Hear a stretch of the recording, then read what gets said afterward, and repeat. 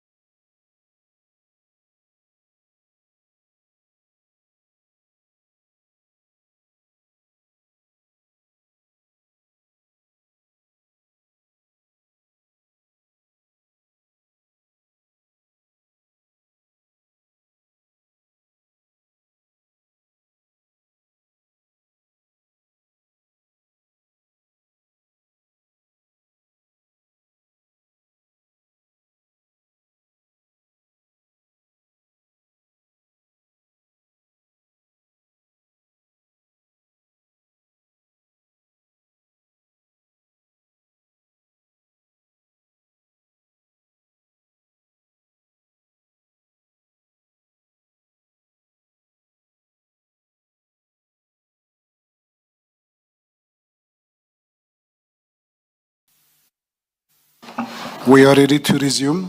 Thank you.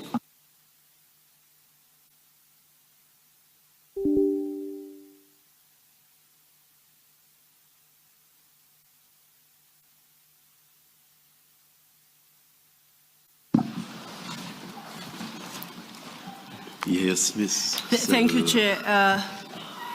First things first, I understand the glitch in your file has been addressed, and I really hope. At least all I'll say is that I saw people handling it. Yes, I hope there are no further glitches. Thank you. Thank you.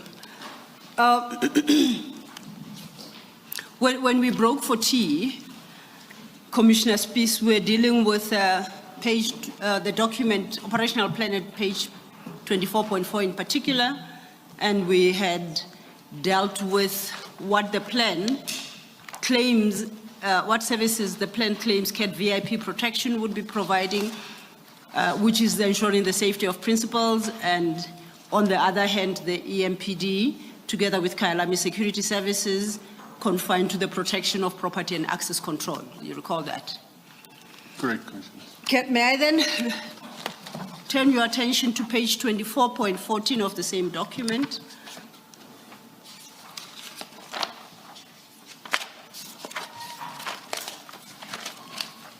And I am interested in item 19 under the heading financial implication.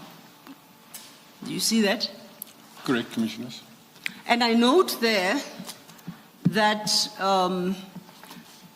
this exercise, or should I say the plan for the day, is costed at some region of 301,000.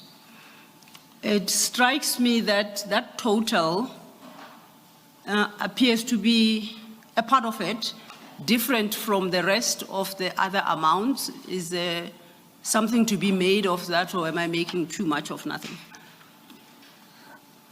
Commissioners, it's maybe just again a glitch, but that includes, and it's standard practice that we...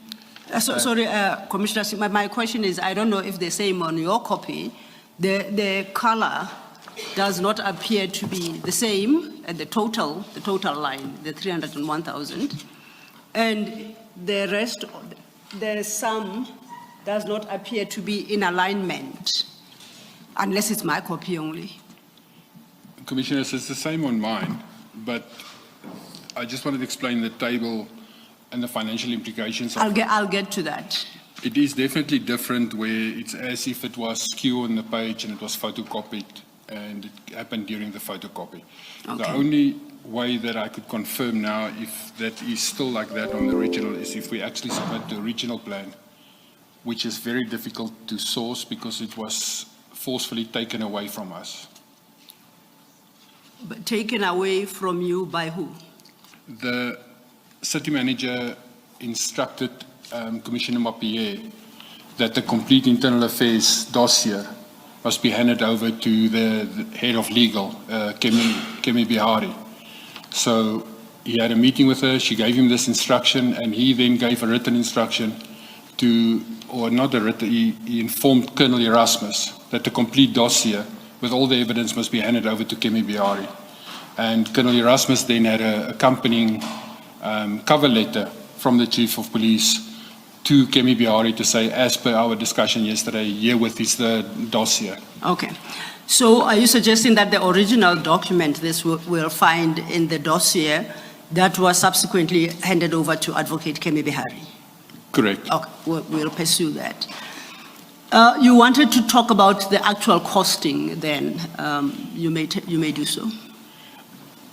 Correct, Commissioners. For every operation that we do, we obviously have to provide the financial implication that operations will cost us for reporting purposes and also for budgetary purposes. So the table that is listed there lists then, for instance, the going rate at that stage of the staff that will be deployed and the vehicles that will be deployed as per published tariffs and everything. However, none of that will include or is including the falseness of CAT VIP that support us. So if there was support from them, vehicles or water or anything provided from them as resources, we would also list to say that these are the resources that is being used for them. It becomes massively critical, as you would obviously know from previous operations that went skew, and there's commissions of inquiry into those operations, is that every single thing at that operation must be listed. What's going to be used, what is used, if there was ammunition used, if there was firearms used, everything has to be listed in the operational plan. Unless it was a donation, But it would have no cost implications to the If it- metro if it was a donation. if there was a donation, Commissioner, then the subsequent MOU, or in terms of what the donation is, there must be a formal declaration of this was received and this was accepted as a donation. Donations, you cannot just take donations. You have to formally accept donations and manage formally donations. We live in a government environment which is highly regulated. So are you suggesting, and should I understand you to mean, that somewhere in this plan, there should have been a portion as regarding the costing of the CAT VIP services? And if it's a donation, then it would indicate that there are no cost implications for the EMPD, or that the cost is recoverable from the EMPD. Am I understanding you correctly? Correct, Commissioner. Thank you. I'm looking at, or rather, against vehicles and below that armored vehicle. I see that above those, the number of hours are indicated, but against these two items, vehicles and armored vehicle, no hours are indicated. I know it's not your document. Weren't hours supposed to be indicated there as well?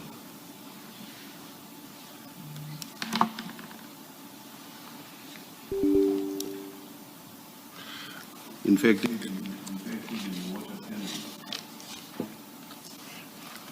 Correct, Commissioner.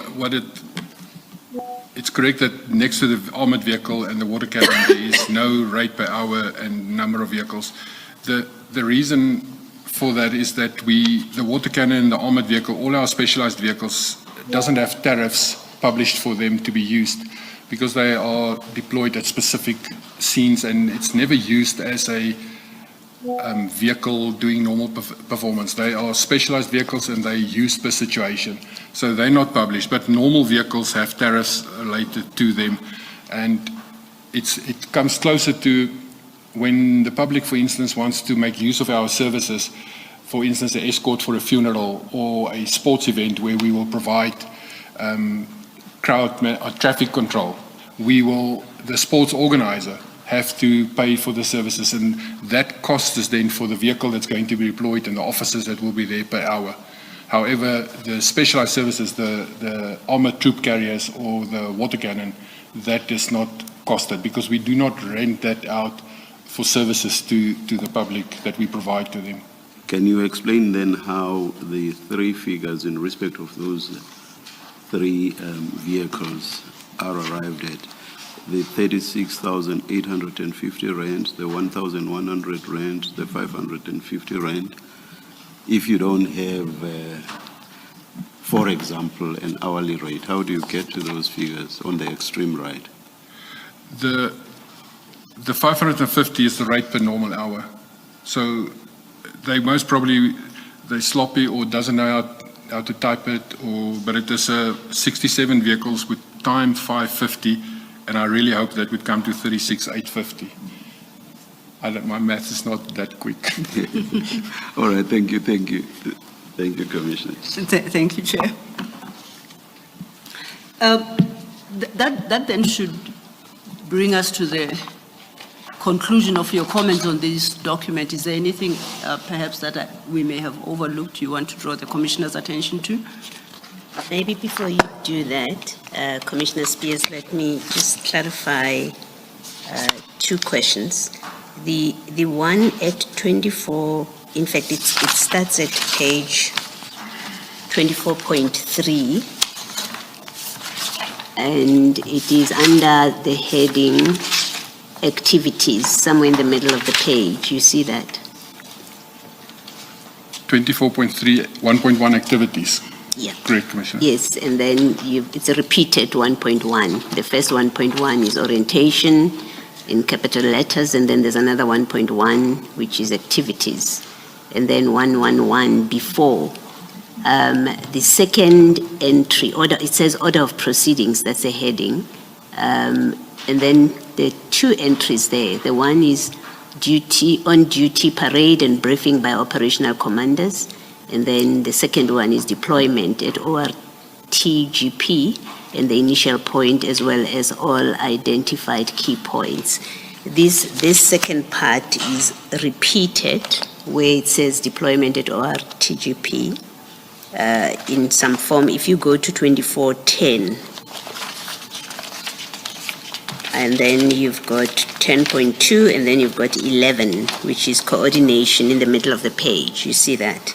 Correct, Commissioner. And then it says parade of members at ORTGP at 6 hours in the morning. And then a clear line of command and control should be established, all commanders. The security companies, CAT VIP and the Kyalami that you say is one of the appointed security companies, am I correct that they would have been at these briefings in the morning? If they are part of the operation, they should have been there. Correct, Commissioner. Okay. And there would be a record somewhere of who was present in the morning at the parade. So if CAT VIP were there, the record of this deployment in the morning would reflect the participants in that. Correct, Commissioner. If there should have been a parade, and at the parade, people would sign on, and there would be occurrence book entries, and everyone that signed on would then be mentioned in the occurrence books. So somewhere there must be a record of this in the Correct, city. Commissioner. All right. Now, the preceding this plan, this, if we take it at face value, it is the plan that was approved. Before this plan is finalized and approved, what would have been the process and who would have participated in the discussions? I'm assuming there are meetings where stakeholders or role players, different role players are present, and which culminates in this plan. If I'm correct in that, who would have participated? And maybe just explain how it works, in fact. Commissioner, because it is a State of the City address, the responsibility would fall in the division operations and specialized services, and specifically in the directorate or the specialized services section. They would be overall, because it is dealing with the security at the OR, and the name is for the Germiston Administrative Head Office of City of Ekurhuleni as OR Tambo Administrative Precinct. So that is where the ORTGP comes from. It's the Germiston Head Office where the city's head office is. There would be, before that, there need to be a formal plan. It need to go through the SAS-RIA process, the Sports and Recreation Act that prescribe for any event that is being held. So it would go through a SAS-RIA process where the unit responsible for it will design the plan, call a meeting with SAS-RIA, and then present the operational plan to them, which will then be approved by them that it complies with the SAS-RIA Act. And then it will go from that unit. Now, in this case, from the signature basis, it was drafted or signed first as recommended as then Lieutenant Colonel Kebesile Kimba. She would have signed off as that, and then it will go to the director, which is Brigadier Mkwanazi. It will then go to his divisional head, which is Deputy Chief Goodman Mazolo, and then ultimately the chief would sign off it. The moment the chief have signed off that it is an approved plan, it went through all the structures. It will then go back to the unit to be kept at the JOC, which is the Joint Operations Center at the venue itself where the event is. It will be kept at the JOC as approval, so they can, from this plan, record and make everything in the OBs as it happens. And then after the JOC and the event is finished, there will be a debriefing session where these documents and the OBs will then be archived and stored at the unit itself. So it will be at the specialized services region where the documents will be stored. Yes, I think more particularly what I'm asking is CAT VIP and the other security company, would they have had to be part of the discussion which sets out what their role is going to be? I mean, I can't imagine that the city would simply go ahead and assign functions and roles to them without them having been part of a discussion that determines and agrees on their role. I don't know about the CAT VIP side of it, but the Kailami security is the security that's deployed at the ORT administrative precinct, the council chambers and everything. So they are the security, private security company doing the guarding there. They would do their normal day-to-day screening and access control portions. So they are included in the operational plan because they're already there and they're guarding the front door and the entrances and the exits. So there's no need to add anything extra to them. The only time that we will actually give extra information to them is if there's a genuine threat detected, that we will say, but here's the threat, close the doors, nothing else comes in, then they will be given direct instructions. But they will not really form part of being included in a pre-planning, except to say, this is the start times, this is the end times, this is the event that's going to take place. All right. And then lastly, you, in that page 24.14, you were looking at the financial implications. There doesn't seem, and please correct me if I'm wrong, there doesn't seem to be any financial implication that is attributed to CAT VIP. No, Commissioner, there's nothing there. That is purely our own. It's as if no one else was with us that day. That is our cost as the city of Ekurhuleni. And if CAT VIP were present on that day, then it would mean, because they're not reflected here, it would mean it was a donation. Correct, Commissioner. And you're saying the city manager would have had to have approved it. Correct, Commissioner. All right, thank you. Thank you, Mr. Thank you, Commissioner.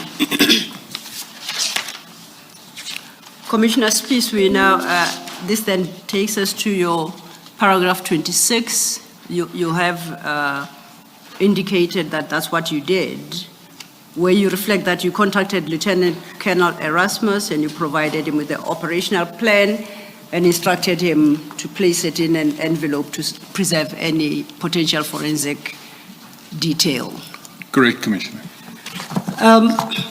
That then will bring us to your next main chapter, which you had referral to the Independent Police Investigative Directorate, IPID. You deal with these matters from your paragraph 27. May I request you to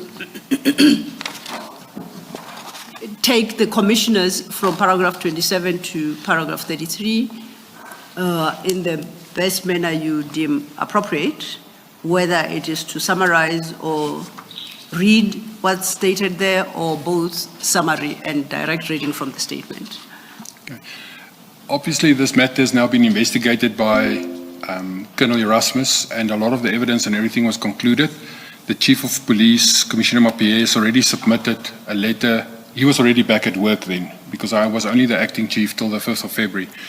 And he submitted a request and a dossier portion that we had at that stage to Kolani and Nisa, who was the divisional head employer relations, so that the request was that Brigadier Mkwanasi must be suspended because he could still interfere with all the evidence that is at work.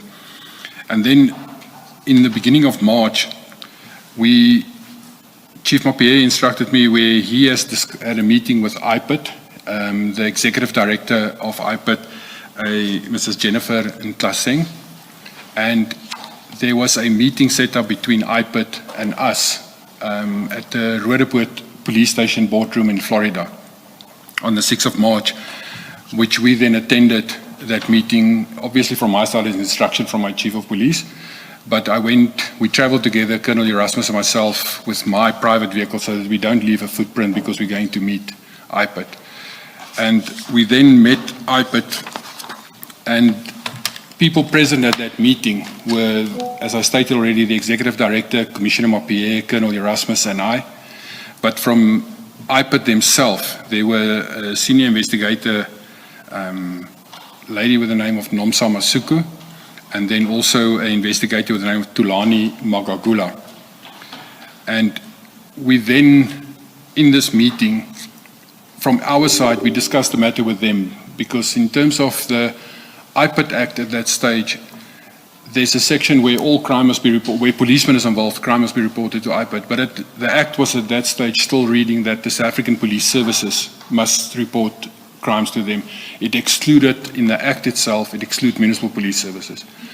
But because of this anomaly, all the municipal police services in the country has signed a MOU with IPIT, including SAPS, to say that we abide by the same Act until the Act is amended, which has actually happened this year. The Act started to be amended to include municipal police services now as well in that matter. It was just an oversight in legislation for that period, but there was a MOU that we will comply in the same manner to the same Act as the South African Police Service.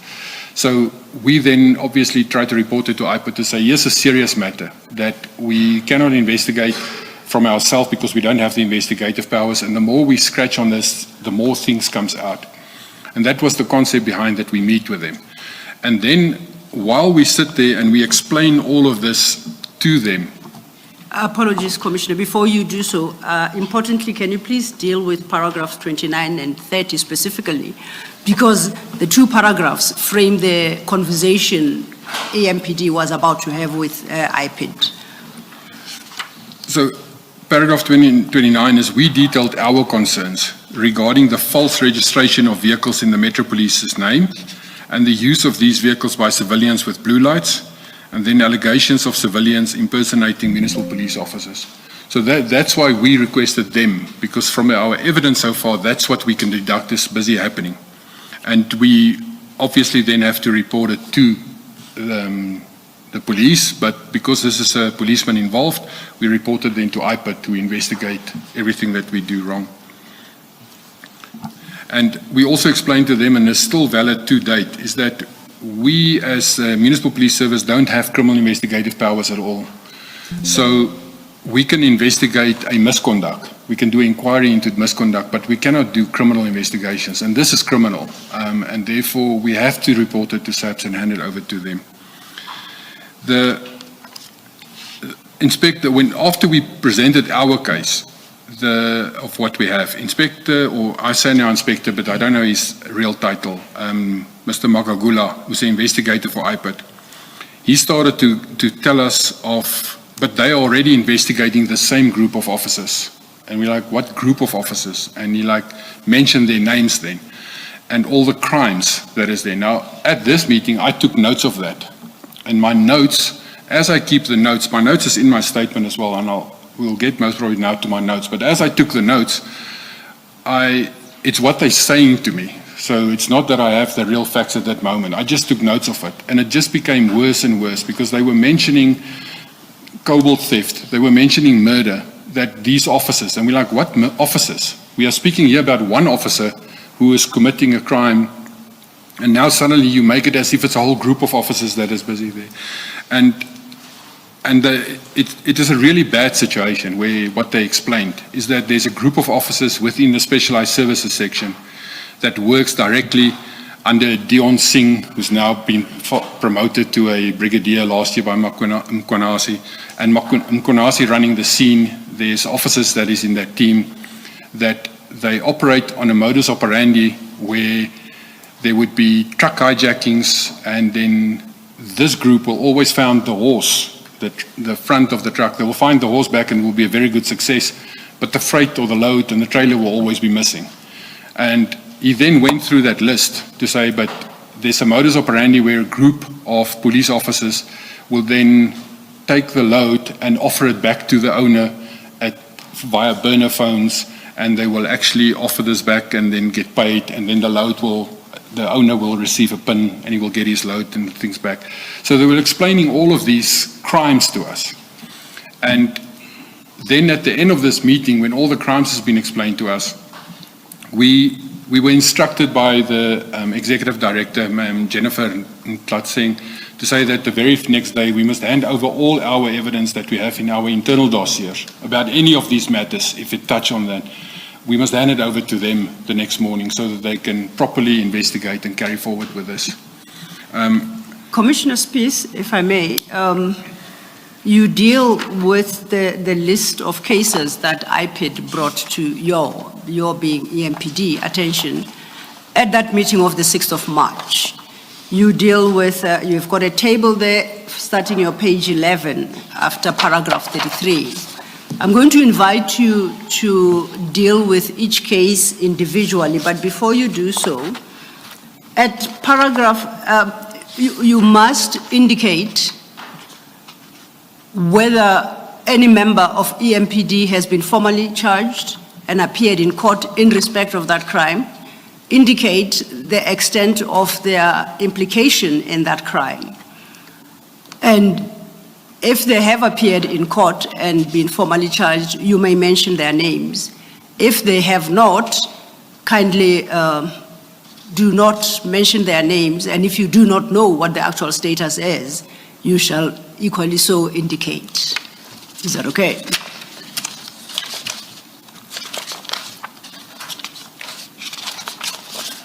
So then if we start at the table, appearing at page 11, starting with under the heading case, what your table, perhaps to describe the table, you have numbered them, all of them, from 1 till 7 in that table.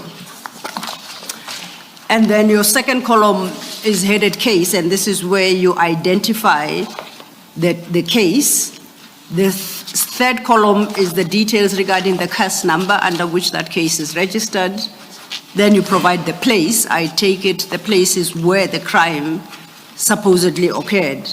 And then lastly, you give a description in the last column. So I would like you to follow a similar format where you identify the case with its case number, where it happened, and then you highlight what is set out under this description heading. I will do so, Commissioners. It's just that my list is, as I list them here, it's not anymore in the order as they were presented by Magagula. It's a list that is made, and it's a living list in the sense that right up to now, every time I get anything new from any informant or anyone, I just add to that list to say, but this is new. One of the cases, I only got an update, for instance, this past Friday, but I will deal with that when I got the information. Thank you. The very first case that they mentioned was a incident that took place in Pitfontein. It's a truck with theft under false pretenses.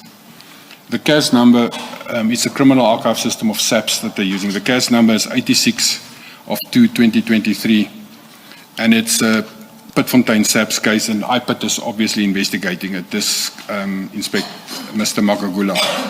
It happened on a plot in Marigold Street in Pitfontein.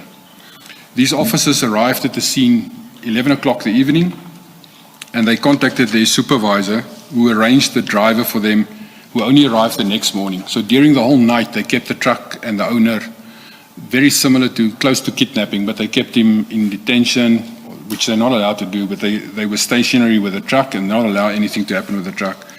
The next morning, they actually, when the driver arrived that they've arranged, they took the truck and they drove off the plot with the pretense that the truck is not licensed and it doesn't have paperwork or anything, and they're going to impound the truck.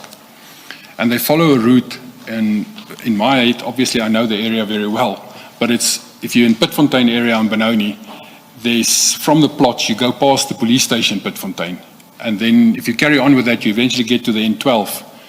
Just off the N12 is the police vehicle impoundment. So you can either impound at Pitfontein, or you can impound at the vehicle theft unit pound. But they kept on driving past onto the N12 all the way towards Galuli's. The owner of this truck, and this is what Mr. Magagula informs us, the owner of this truck is following them with a dash cam all the way to Galuli's. At Galuli's, the officers switch on their blue lights and sirens, and they push in peak hour traffic through Galuli's, and the truck owner got stuck behind them. He couldn't go and follow them through Galuli's, and obviously he lost them.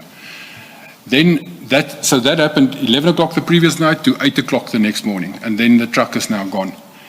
The very next day at 4 o'clock in the morning, the horse of this truck is handed in at Boksburg EMPD pound, found by this specific officer, recovered as a stolen recovered vehicle. The truck is driven into the pound, meaning that it's operational, the engine, everything is working, but there's no load. So that no trailers whatsoever. The truck alone, the horse is driven in. And it's parked and booked into the pound legally as found back.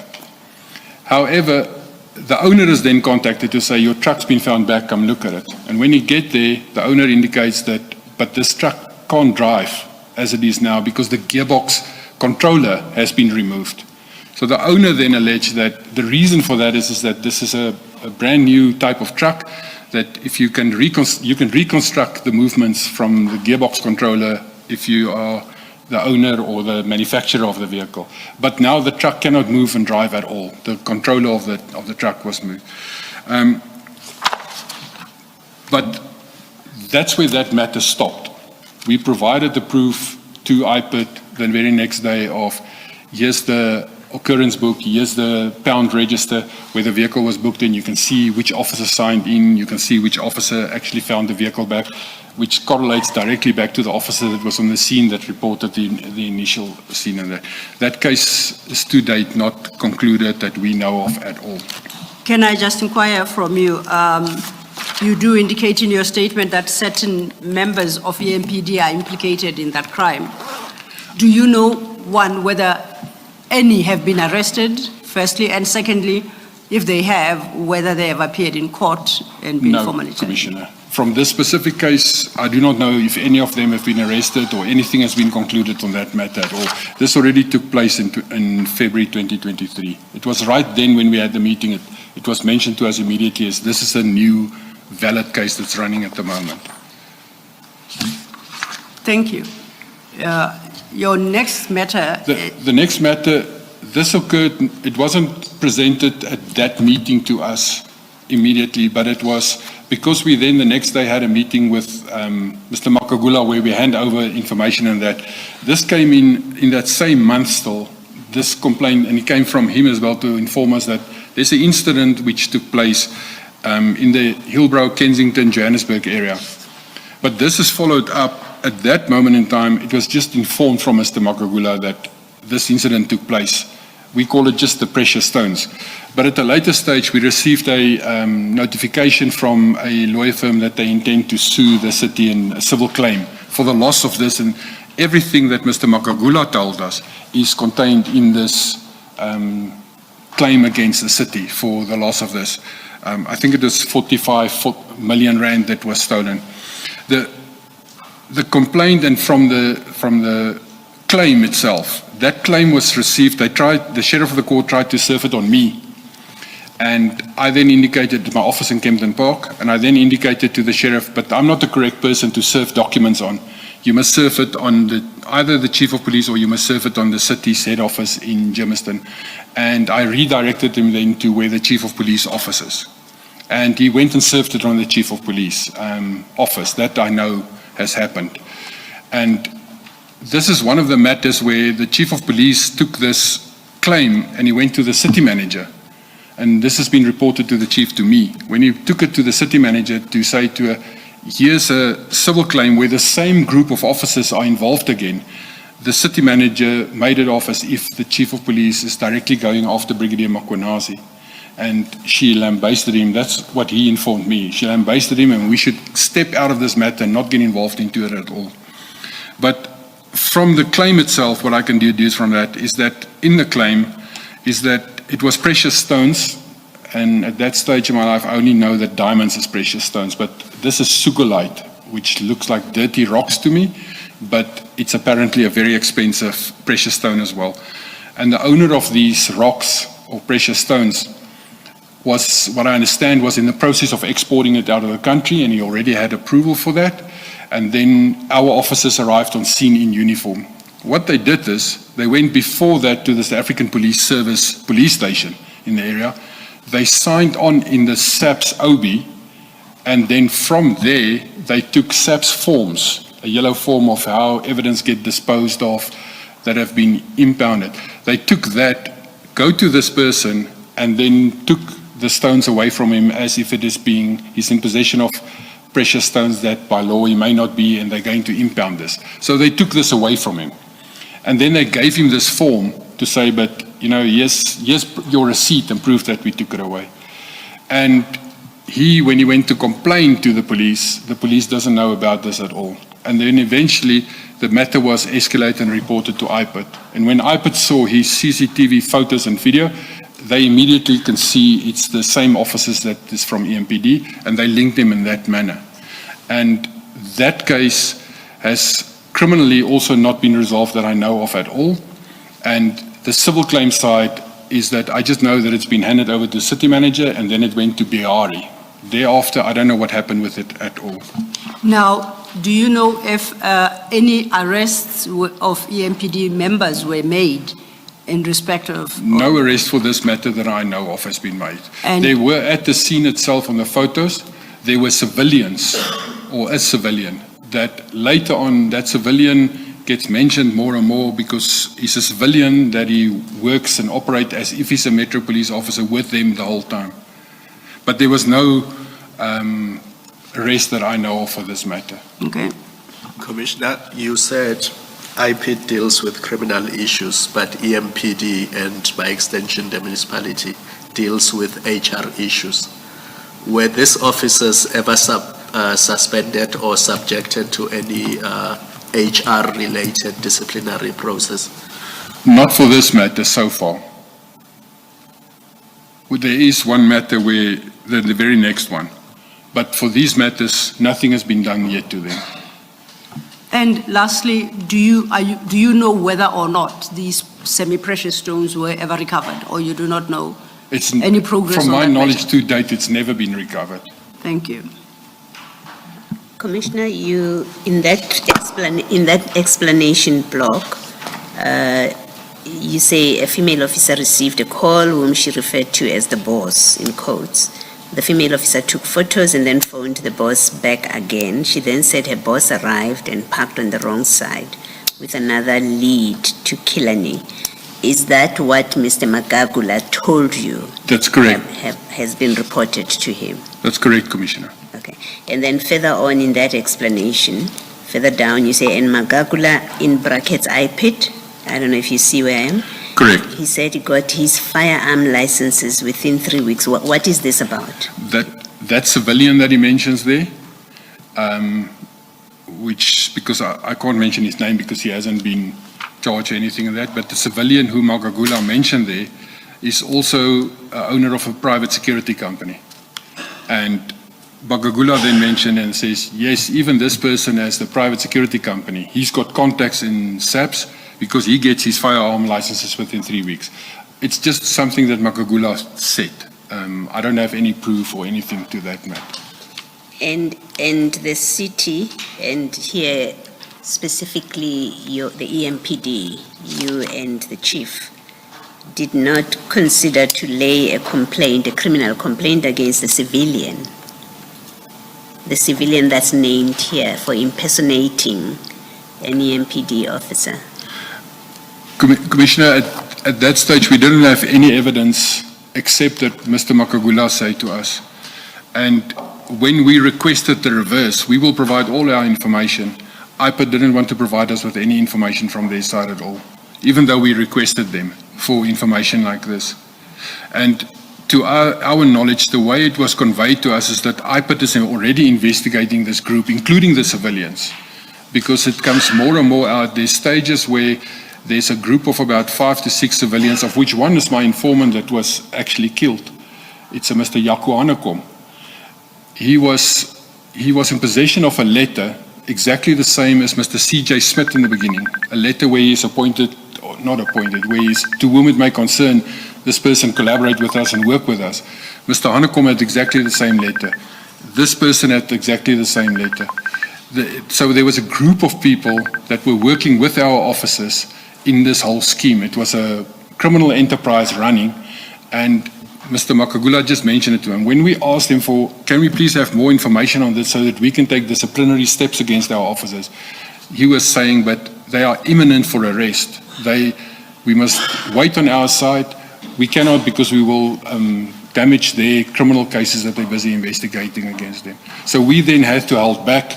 That even include Brigadier Makwanasi's case, which he was suspended, he was supposed to be disciplined steps. He was in the process already. The presiding and presenting officer was already appointed when we then said, but the next moment is that Mr. Makagula and them say, but here's a serious murder case where he's implicated as accessory after the fact. And he helped clean up the scene in that matter as well. So we were holding back under the impression that it's a murder that already took place in 15 April 22. We were under the impression this is going to take place any moment now, because they would already have a lot of information if they can tell me that there's a murder case. And that's why IPA didn't want to give us really any physical information or anything back to us. They were investigating the docket, which we then had to obviously respect because they are the investigating officers in this matter. Thank you, Commissioner. Thank you, Ms. Sil. Thank you, Commissioner Baloyi. That then brings us to the third matter on your table. If you could deal with that. And once again, indicating whether or not there have been arrests and appearances in court and the like, because that determines whether or not you may disclose their identities. Thank you. Commissioners, if I can just make sure, they were arrested, they did appear, they were out on bail. The case came many times, but last week, Thursday, I received notification that the matter has been provisionally withdrawn You are running ahead of us, Commissioner. I just want to make sure before I mention their names that I don't get into trouble. I think to the Chair, what you want to mention is they were arrested, specific members of the EMPD. They did appear in court, formally charged, and they were released on bail. And your question to the Chair is, in those circumstances, are you entitled to identify them? Correct. The answer is yes. Okay. So it's an incident that happened in Benoni, and the business name is Smoke King Supermarket, where they were formally charged or criminally charged with theft, kidnapping, extortion, defeating the ends of justice. The case number was Benoni 215-07-2022. This dossier was initially investigated by the local detective, Sergeant Ben from Benoni. The docket was completed by her. It was already presented to the control prosecutor. Because policeman is involved, that the control prosecutor makes a determination if they must be arrested or not and notify the DPP. However, Mr. Makagula went to the control prosecutor and he took the docket away from the control prosecutor so that I could take the whole matter over. And then in this matter, Mr. Makagula contacted me on a specific Thursday afternoon, and he said to me that the very next morning he wants these 3 officers at my office. And I said to him, but they're not working for me. I'm not dealing with them. Their direct supervisor is this Dion Singh. Contact Dion Singh. He will arrange that you can meet them. And I've left the matter there. So the next morning, which is a Friday morning, I was in my office, in my boardroom. It's called Leopard Boardroom. So I was in my boardroom having my weekly meeting with my direct subordinates, discussing everything that happened during the week. And the next moment there was a knock on my boardroom, and the door was opened. And as it was opened, SAP's TRT members came into with fully armed balaclava, rifles, everything. So we are all police officers sitting in the room, which is a very tense situation where people is now actually invading inside the police station, inside my boardroom. And they went and stood at the corners. And then the next moment, Mr. Makagula came in carrying a docket with him. And then these 3 officers, Kershaw Lee, Stolz, Adrian McKenzie, and Bafana Twala, came in civilian clothes. They were from the specialized services. They sat down at the boardroom. And then in the passage, more TRT members stood in the passage protecting the boardroom. I then asked Mr. Makagula, what is this? What are you doing in my boardroom with these 3 members? And he then informed me that they actually contacted Dion Singh. They discussed it with him. He referred them back to me again, and that's why they came to my office, because they went to Mr. Mazolo's office, which is the Deputy Chief Operations.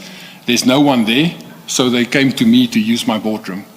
And I then asked him if all my staff can be excused so that we don't intermingle stuff. So all my staff, except myself and Colonel Erasmus, who from Internal Affairs, stayed behind because he was reporting to me at that stage. And then Mr. Makagula proceeded to inform them of this case, and he arrested them in front of us, arrested them, took their cell phones away from them, took their appointment cards away from them. We had to wait for a few minutes so that I can arrange the armorer, which is the responsible person in terms of the Firearms Control Act, to actually come to my office to collect the firearms so that we can hand it to the armorer. And they even were followed by the TRT members to their vehicle to go fetch rifles, which they've left in the car, to fetch the rifles as well, to be handed over to the armorer. And that lasted for about an hour, hour and a half. Then they left, and obviously they're now being arrested by IPID, and they would appear in court, or they would be detained.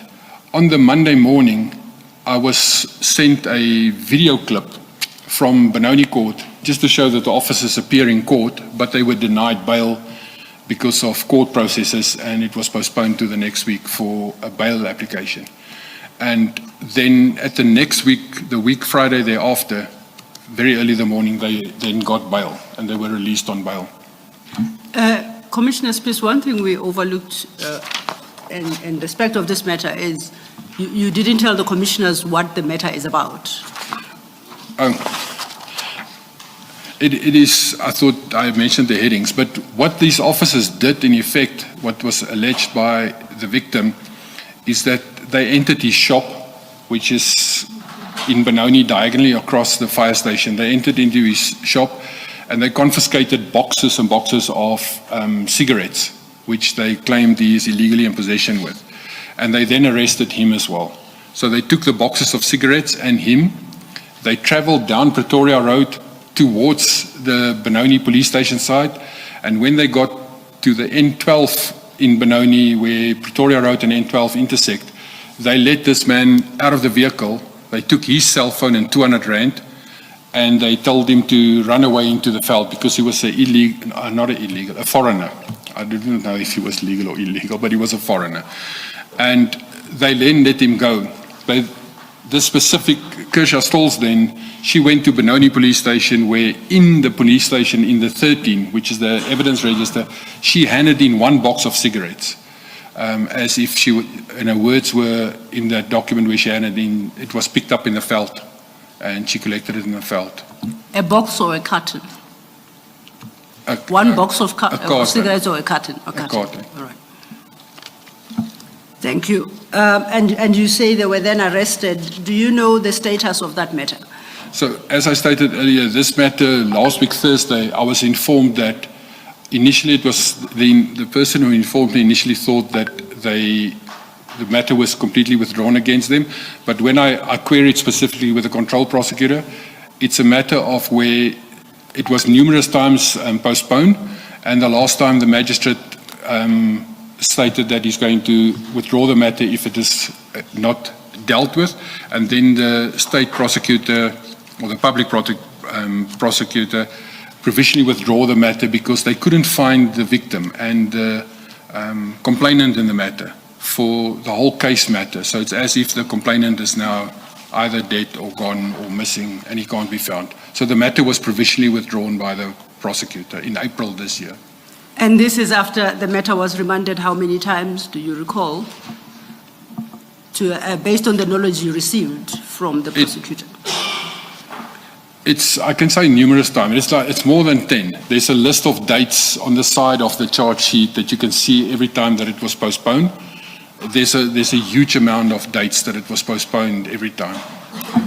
You indicate that you acquired this information last week, Thursday. Correct. Which was a preparation for your testimony here before the commission. Is there anything that was shared with you to substantiate what you are saying that you may want to share with the commission, any documentary evidence? It was, I can share it. But it's obviously, I haven't printed it out. It's on my WhatsApps. It is a charge sheet that is attached to it. I think it's a J15, which is the official court document. It's the J14. And then for every charge that was like the kidnapping and the theft and the extortion, there was a annexure that lists, normally when it's presented to court, it's what the prosecutor would present when they are found guilty so that the magistrate can just sign it. It is the actual charges. And the versions I received is copies that was certified as true copies by the clerk of the court that made them. And then on the J14, which is normally the previous convictions of a person that would be read into court. On that J14, on the right-hand side, it states that provisionally withdrawn by the public prosecutor, and it is signed off by the clerk of the court as true copies of it. I have that. Could you make that available to us, and commissioners will attach it to the statement? We will sort out the annexure numbering for its purpose, as it's a late submission. But we will update your statements and the files accordingly.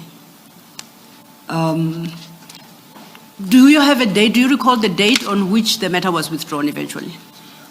It's April this year. April I don't have the 25. exact date, but it is listed on the charge sheet itself on the right-hand side. The last date is mentioned. Okay. Are you moving? Yes, Commissioner. Are you moving to the next one? I was about to. Okay. On this one still, you, in your explanation column, the very last column, you've used the word, then they kidnapped the manager.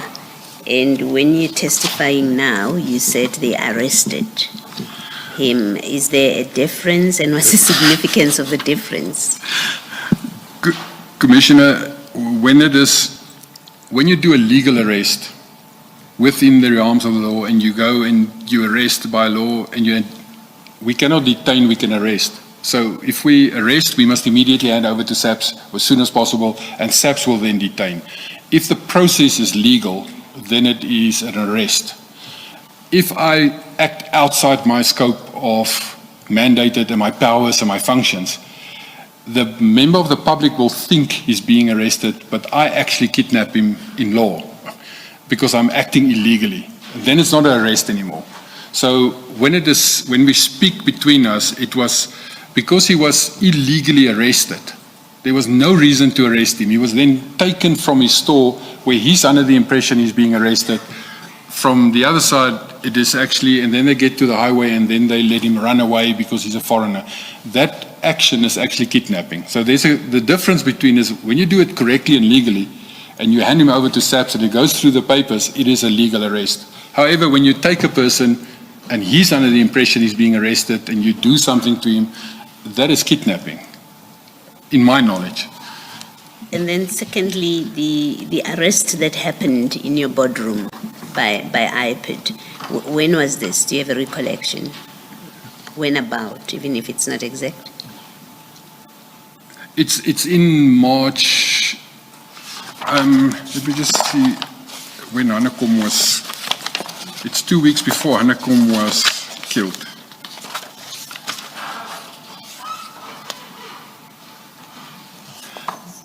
I will look at it, Commissioner, but it is somewhere in March.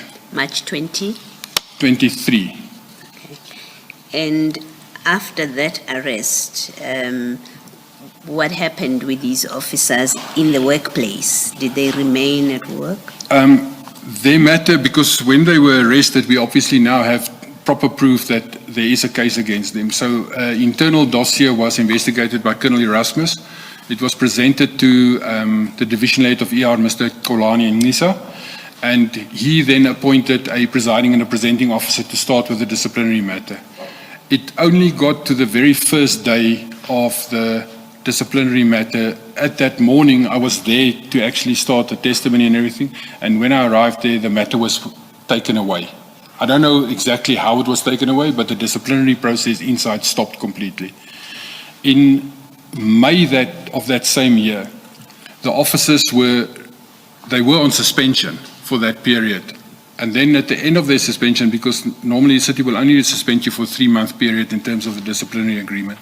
So at the end of that 3 months, when the officers returned to duty, there was an email discussion and correspondence from Commissioner Mazzolo, who was their direct divisional head, the deputy chief. He sent an email to Brigadier Makwanasi and to state that the 3 officers will be deployed in my division, administratively, where they can be in the office environment so that they don't work as law enforcement officers. So, and I was CC'd in this correspondence. Kershaw Lee Stolz was placed at my Alberton Fine Administration Office, resorting under the command and control of Senior Clerk Veronica Brits, and Officer Mackenzie was placed at Nigel under Senior Clerk Juanita Marais, and Officer Twala was placed in Boksburg under the command of a Senior Clerk Patty Peterson. And the reason why they were placed at those specific places is to make sure that that is the closest to their residences, so that we don't have to provide transport or anything to them. So they were placed there. They stayed there for approximately a year, and then in 2024 November, the staff started to complain. Right from the beginning, they were complaining about them because they incalcitrant, they don't listen, they don't do anything. So the officers were then, a request was made back to Commissioner Mazzolo to say, can they please, to Makwanasi then, can they please be taken back from us, that they don't, because they sit in an environment where they create issues. And then it was instructed, not to us, through us at all, because we're being sidelined, but the officer, like Mackenzie, just came to Mrs. Marais and said to her, I've been replaced and I moved to Loads. Here's a WhatsApp, I've been moved. And then she said, but I haven't received notification from Commissioner Spies. And he just says, well, here's a WhatsApp, I've been redeployed to Loads. Mrs. Stolz, she started, so this happened in May and June of that year.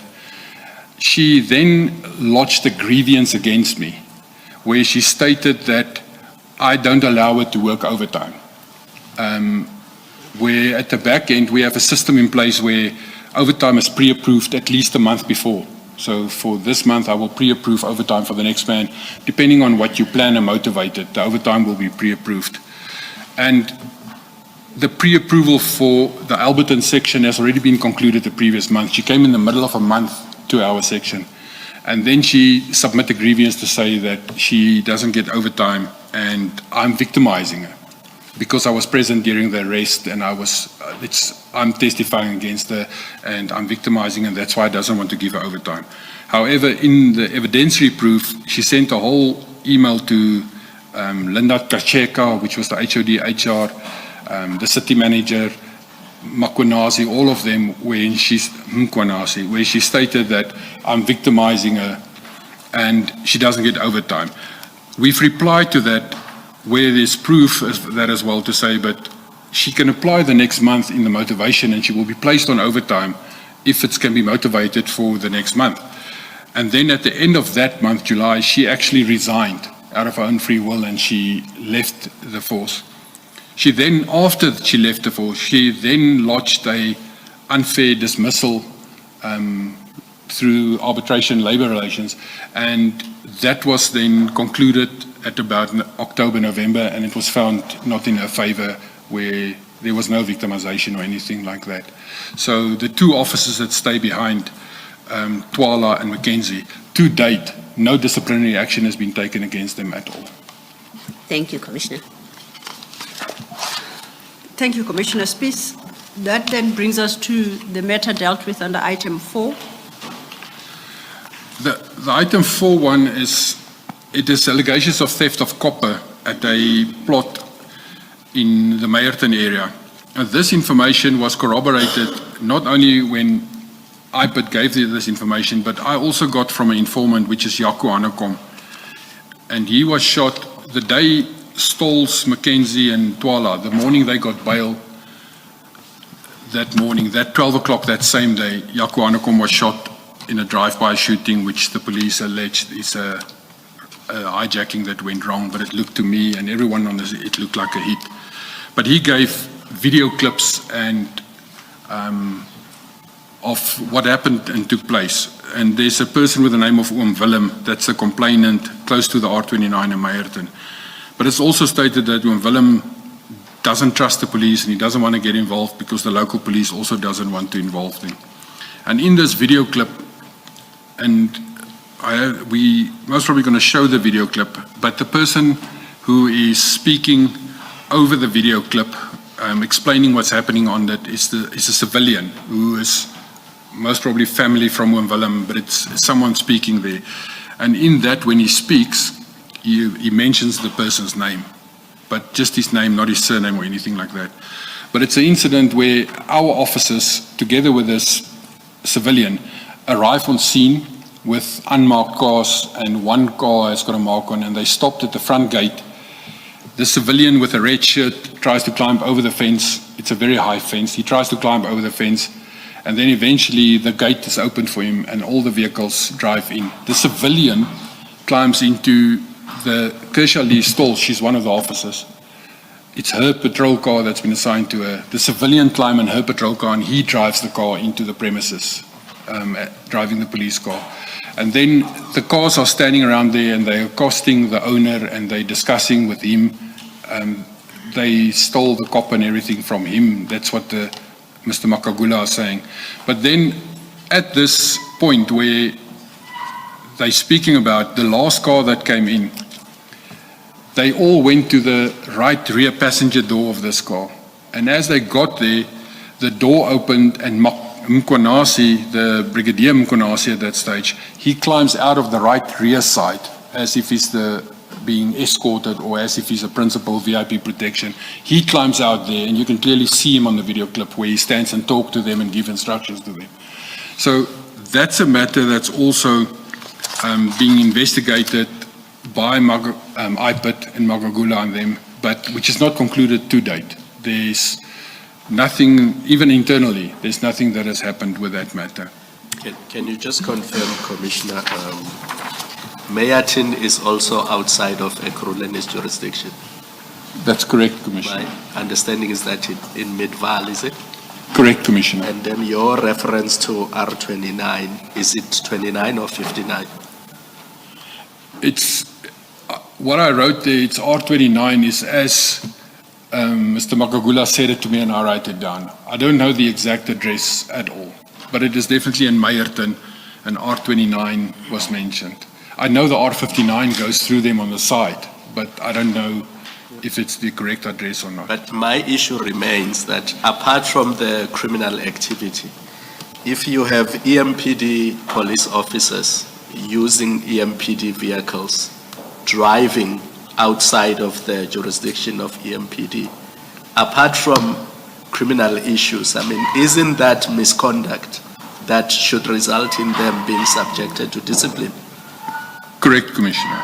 And you being the deputy police chief at the time, one of the deputies, why did you not raise that issue internally to say, I know IPID has its own processes, NPA has its own processes, but if we allow EMPD officers to drive outside of jurisdiction and do things there which they should not be doing, that's a serious labor issue.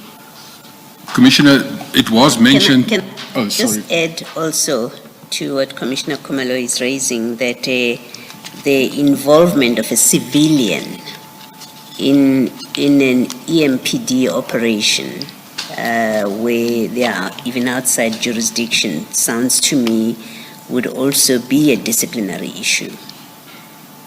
And so when you answer, Commissioner Khumalo, taking to deal with this as well. Commissioner, when we received this information on the 6th of March and we were discussing it, we also had, when we came back, we had a discussion where we had a meeting internally with Kolani and Nisa from HR to say that these are all the cases which is being mentioned. But for these matters, it was mentioned to us by Magagula, but we don't have evidence of that. We have video clips which doesn't really relate to it. So we don't have proper matters that we can put into a disciplinary matter. But when we discussed it, because Magagula and IPIT stated to us the day before that they are imminent, they're going to be arrested, and then these matters will come to the front. Internally, it was decided by HR that they only want to proceed with the one matter. And that one matter was the serious, the blue lights, where we have all the evidence already that we can proceed with a disciplinary matter. So from our side, we did give it to HR to say, but here is serious matters. But the decision was made that we will deal with the one matter, which is very serious, and we have all the evidence. The others are proper hearsay. We cannot really deal with that at that stage in time. Commissioner, my concern is that there are this many issues. You've only highlighted a few, but if internally EMPD does nothing about this, it promotes the culture that police officers, I mean, you've got a similar Hillbrow case where apart from whatever was stolen, they, EMPD officers, went to Hillbrow police station, completed forms that should be completed by subs, then proceeded to the residence of somebody and robbed that person of precious stones. But again, no HR-related consequences. It's almost like EMPD and Ekurhuleni leave those issues to IPID, and they do nothing about it. And this promotes a culture within EMPD of impunity. Commissioner, it's very true what you say, but the atmosphere and the environment where we operated, Brigadier Makwanasi and his unit, the VIP protection side, the specialized services, and all of those officers were very seriously protected by the city manager, by the head of legal, by the head of HR. There's even a nickname that we used to use for the city. It's not the city of Ekurhuleni, it's Kemashli, which is the abbreviation for Kemi Bihari, Imogen Mashazi, and Linda Kasheka. They protected Brigadier Makwanasi to the extent that I cannot explain to you the victimization even I experienced, where I was completely pushed out.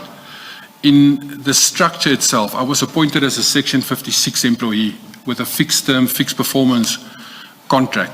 However, in 2024, Council adopted a new structure which changed the whole structure of the Metro Police, that they report now to a civilian. They don't report as per SAPS Act anymore to the city manager and accountable to her. My position where I was appointed in, the Deputy Chief Auxiliary and Support Services, was completely removed of the structure. When I queried it with the HR people as to why would there not be a support and an auxiliary? How do you get rid of me? I'm still in the post. The words to that was directed at me was, you will sit here and read newspapers for the next 3 years till your contract ends. So there's and I touched later on it, there was even meetings held where the city manager absolutely unprofessionally pushed us aside and actually tries to forcibly interfere into our matters. They were properly protected. Doesn't matter what I say or do. I will touch on it. There will come to a point where it deals with vetting. It deals with criminal records, where the manner how it was being dealt with.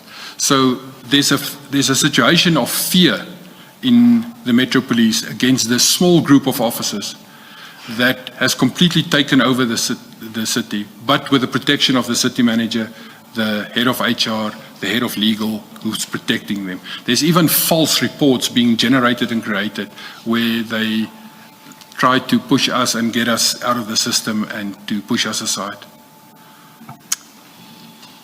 Thank you, Commissioner Khumalo.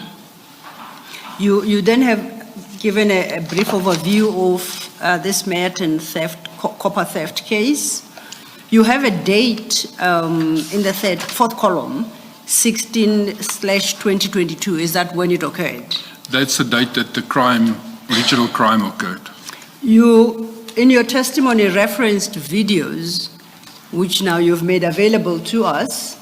And once again, Commissioners, if you could just make a note for yourselves, we will update your files so that we formally introduce them as annexures to his statement. You gave us 3 short videos. And I think you have indicated the order in which you want them played. The first one is very short, so I think we'll allow it to play and then you'll explain to us what it is you perhaps at the beginning, explain to us what we'll be seeing, and that's how we will approach each one of them. Then we play the video. The first very short one, it's a camera at this premises, which is at the outside gate, where the for sale sign stands. On the right-hand side is the actual entrance to the property. The vehicle that approached there is our Metro Police vehicle. So it approached on the gravel road, and it's going to turn to the left, stop in front of the gate. Then it will follow up with, you will see officers come out of the vehicle, 1 or 2 stays at the gate outside. They go stand at the gate armed, They're standing at the gate. They don't allow anyone else to come into the property. They're guarding from outside. And then on the next video clip, you will actually see a camera from inside pointing at the gate, where in the top left corner, the private individual with the red shirt is trying to climb over the fence. And then at the next moment, the gate will open. This vehicle in front of the gate will pull in, and then the second vehicle will also come a little bit later. And the female officer, Kershaw Lee Stolz, she's the one speaking to the owner then, this Oom Willem.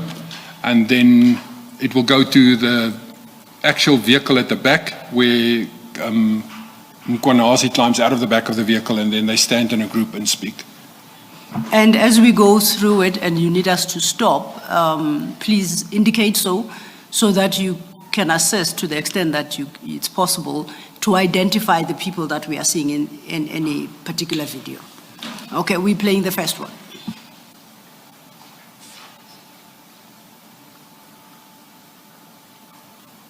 Ja, toen meneer Zagitjo.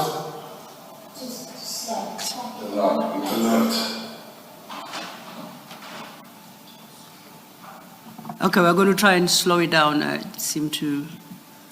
But it is only 7 seconds, Commissioner. It is 7 It's seconds. just that portion where the car approached and it stops in front of the gate then. And you confirm that this is, firstly, an EMPD vehicle? Correct. And secondly, the clip, what we are seeing on that clip is the approach of that vehicle onto the complainant's property. Okay, then you can play the next.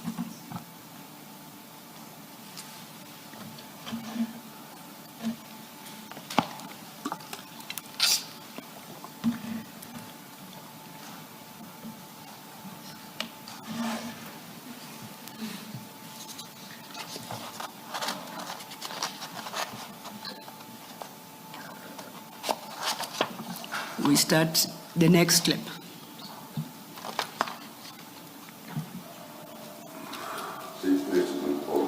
Hierso by die.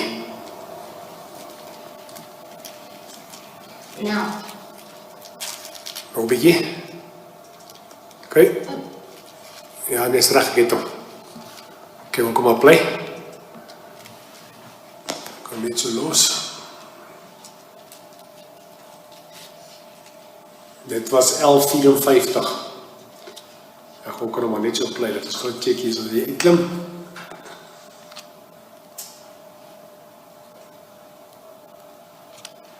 That Ja, is maar het lyk Etienne. uit. That's the Etienne person, the civilian climbing out of the passenger. The And you jet- say that's an unmarked EMPD car So that is coming out both of. vehicles is unmarked EMPD vehicles, and that civilian is the one that they will refer to as Etienne the whole time. Thank you. Thank you. Daar's Kershaw. Ja, dis Kershaw. The officer on the bottom right-hand corner with the black hair, female officer, that's Kershaw Lee Stolz. And then the officer, I don't know the other officers by name, but they are from the specialized services, the one with the denim on the left-hand side, I don't know his name, but he also works for us. And you know that you don't know his name, you know he works for you. How? Have you seen him?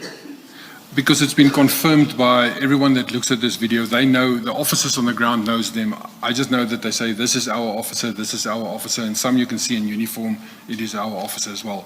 This one in the red shirt is the only civilian one that we know that doesn't work for us. Thank you.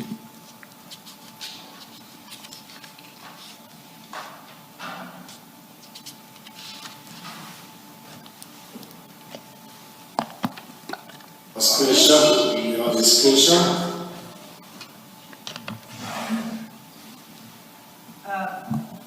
I don't know if we saw, you mentioned a lady, is she the one closest to the gate in front of the gentleman in red?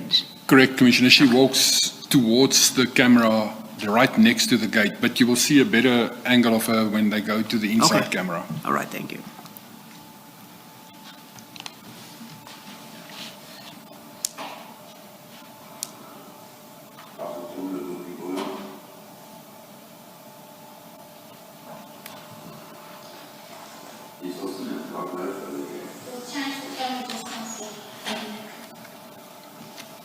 Sy It's 11:54.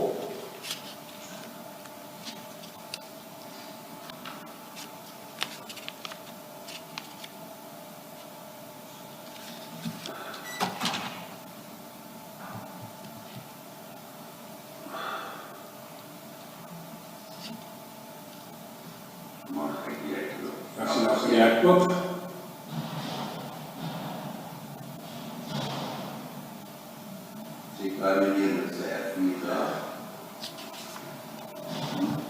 If we may pause, can you identify the person on the screen now? That's also one of our officers dressed in a golf shirt, but with our cap, EMPD cap, and then the EMPD pants and a rifle and everything. I also don't know his name, but the officers know him, that he's from Specialized Services. Okay, thank you.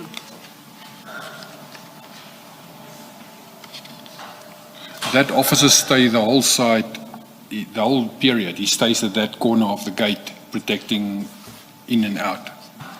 This particular, That particular officer, he doesn't Okay. come into the premises. He stays at that gate, guarding the gate. okay, Before we proceed, the visuals, the facial visuals here of this officer in particular, is not very clear, but from what you have viewed, and you say he's identified as one of your officers, are his facial features clear enough to see who it is? Commissioner, it's what we do with the officers. It's because we know we work together with them. For instance, Officer Stolz, there's in the Metro Police in Ekurhuleni, there's only 5 white female officers, and there's always a misunderstanding between my wife or my life partner and Officer Stolz because both has got long hair, black hair, and both is about the same height. So there's always confusion about that, and therefore I can immediately, when I see them, I know the difference between my wife and We hope.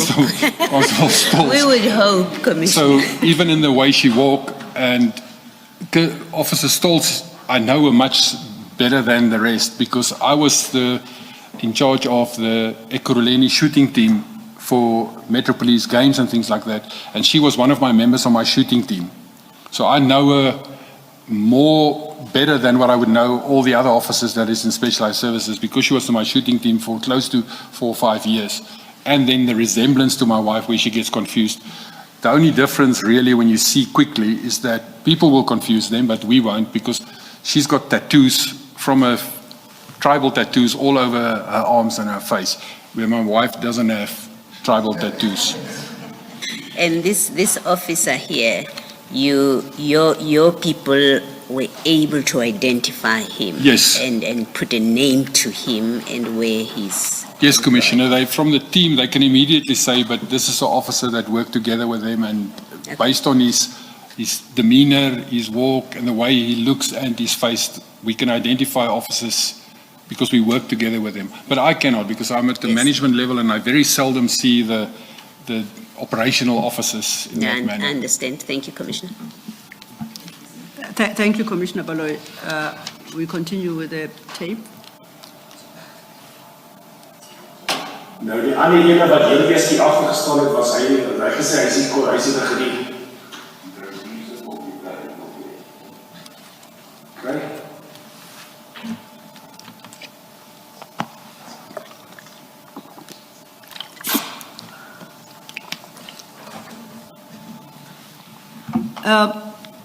And I think we will also do it formally. But are you able for the moment to translate the conversation in Afrikaans, just to give everyone a sense of what's being said? I can, Commissioners, I just haven't listened to that last words, but they... No, but just generally what the conversation is about and from your understanding between who? The person that's doing the speaking here is asking someone else, is this the brigadier? And his answer was, no, you will see him later, he's in another car. That's the gist of what's happening here. Okay. And do you know who's speaking? You don't- No, I don't know who's speaking. I received this video clips from Jaco Hanekom. I don't know who is speaking.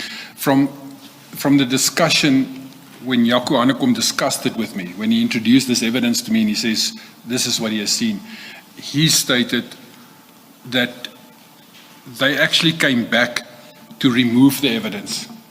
But when Willem's son or someone has actually took out the hard drive, put in a brand new hard drive, and they came and fetched the brand new hard drive.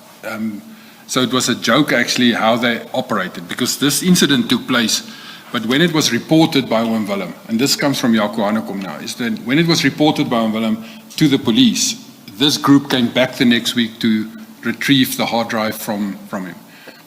But they retrieved the wrong hard drive. And so the people who's speaking, I don't know. I know that one is Oom Willem, because you can hear that he's asking the person who is this and what happened, and then the Oom or the uncle is busy explaining back to them Okay. who it is. Thank you. Just to be clear, Commissioner, the voices that we are hearing, that you're being asked about, these are not people on the scene at the time. No, Commissioner. Okay. It's people who's narrating what happens afterwards. Okay, thank you. Snel trek hulle in. He's pulling in, Hier kom jy aan die ene. and then the second car is coming in as well. As gaan hom nou stop, dan kan ons gou die binnenkantste kamera vat. We're going to stop and then show the inside camera.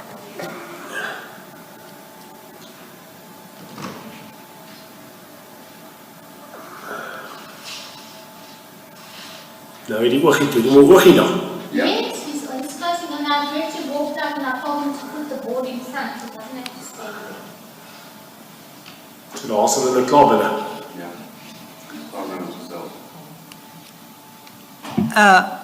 Before it ended, the gentleman in blue and a cap, is that a rifle in his hands that he's got? Correct, Commissioner. Okay. Yes, there it is. Okay? And you say this gentleman stayed at the gate and never moved? He stayed at the According to gate, he these didn't clips. come on. Even from the other camera angle, you will be able to see that he stayed at the gate. But there's two officers that stay at the gate. The other officer that earlier was sworn with a denim and that, you also don't see him inside again. So that officer you can see stay at the gate, but the other officer, I make an assumption that he went to the other side of the gate and he stood there at the outside of the gate. Okay. You said, Commissioner, that golf shirt that he's wearing, it's part of your uniform. It's not part of our official uniform at all. So the pants and the rifle and the cap is our uniform, and we have a blue shirt. That is normal part of us. But the specialized services, they would use out of their own, on most probably direction of their brigadier, they will use a blue golf shirt, but it's not provided uniform, that shirt itself. Can we just go back? I thought I saw that at the back, it's written EMPD. Am I wrong in my observation? At the back of the shirt, Yeah. it would be embroidered by themselves. Okay. I think you can stop. I think it's much.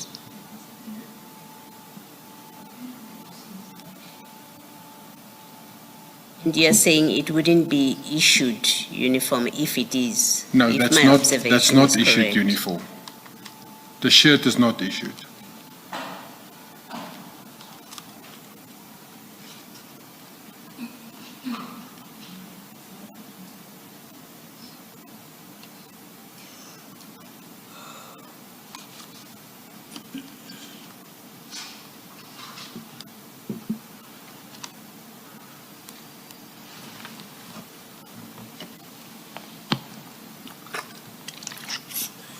If you would pause.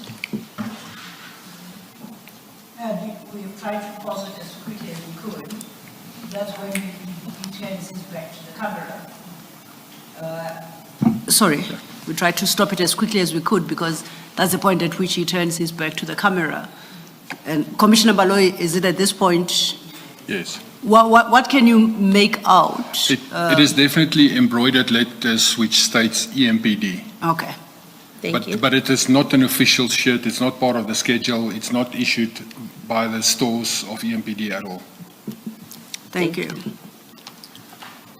That then, what, leads us to video 3. Okay.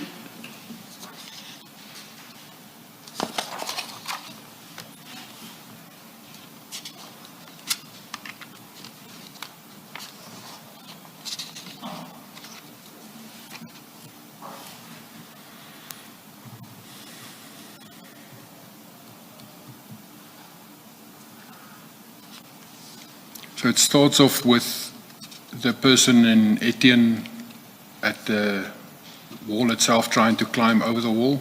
He's hanging there on the top, in the middle.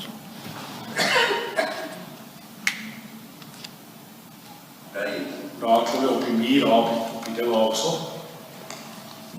Daarso.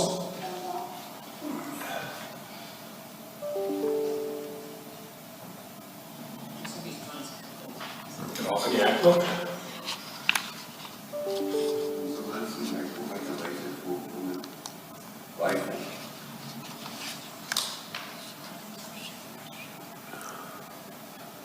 So he's a civilian now, he climbs into the vehicle and the police vehicle, and he's driving the police vehicle into the premises.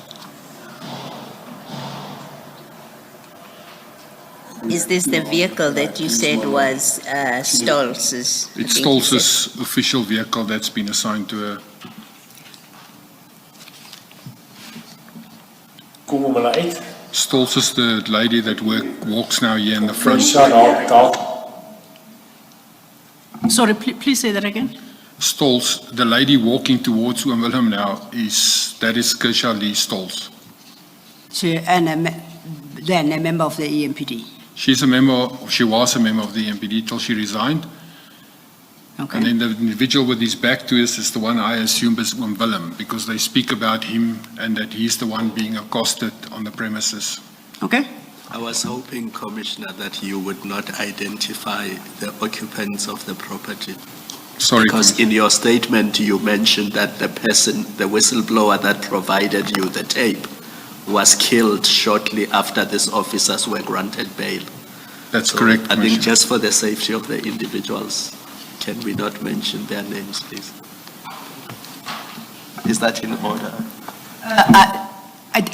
Commissioner Kumalo is pointing out, and I think you had indicated at the start of your testimony in respect of this matter, that the complainant expressed that he doesn't have a trust of the police and didn't want to engage. And in light of your testimony that your informant, Hanekom, was killed shortly after they were granted bail, that perhaps it might be best not to say as little as possible about the identity of the people affected by this operation. Sorry, Commissioner. Thank you. Etienne in die kar.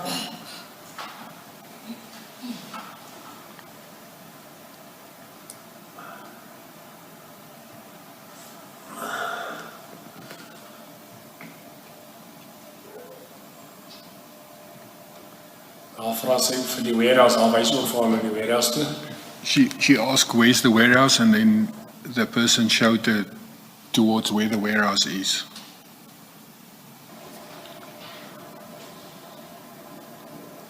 Het hy gesê, hy is die brigadier hierdie ou? Nee, sit hy nog in die kar? So they ask if that person indicates he's the brigadier, and then he says no, he's still sitting in the car at the back. Now, coming in from the direction of the gate towards the camera, I think it's yet another person who seems to have a light-colored top. Is that an EMPD member or another civilian, or you don't know? That's also an EMPD member, Okay. just in civilian clothes. That one on the right-hand side Yes. is the EMPD member in civilian clothes. Okay. Sê, hy is die brigadier hierdie ou? Nee, sit hy nog in die kar? Okay, so hulle was dan, nou kyk, dan klim Etienne uit die kar uit.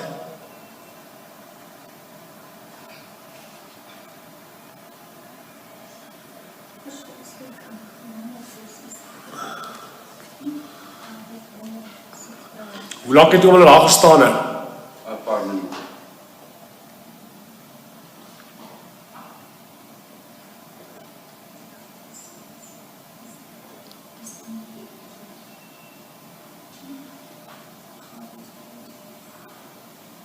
There they speak to the passenger in the back of the car.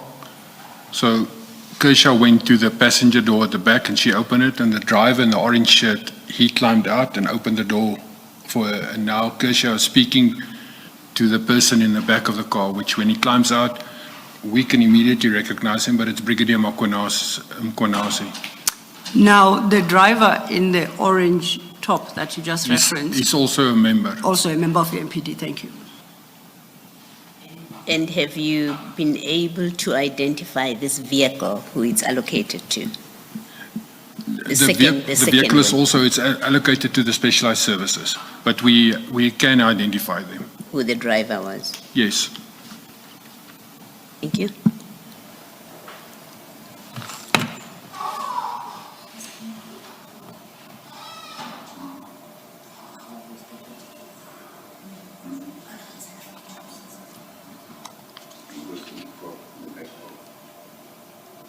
Ja, praat hulle met hom agter in die kar.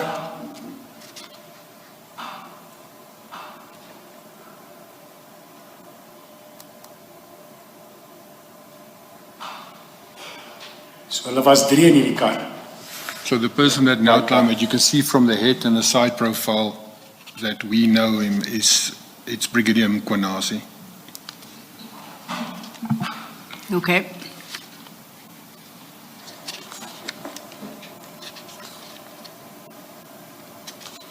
Onthou daar's 2 maniere by die uit. By die hele tyd by die uit bly staan. Kom hier, so hulle was 4 in my kar. Hy loop daar, loop 2 daar na die warehouse se kant toe.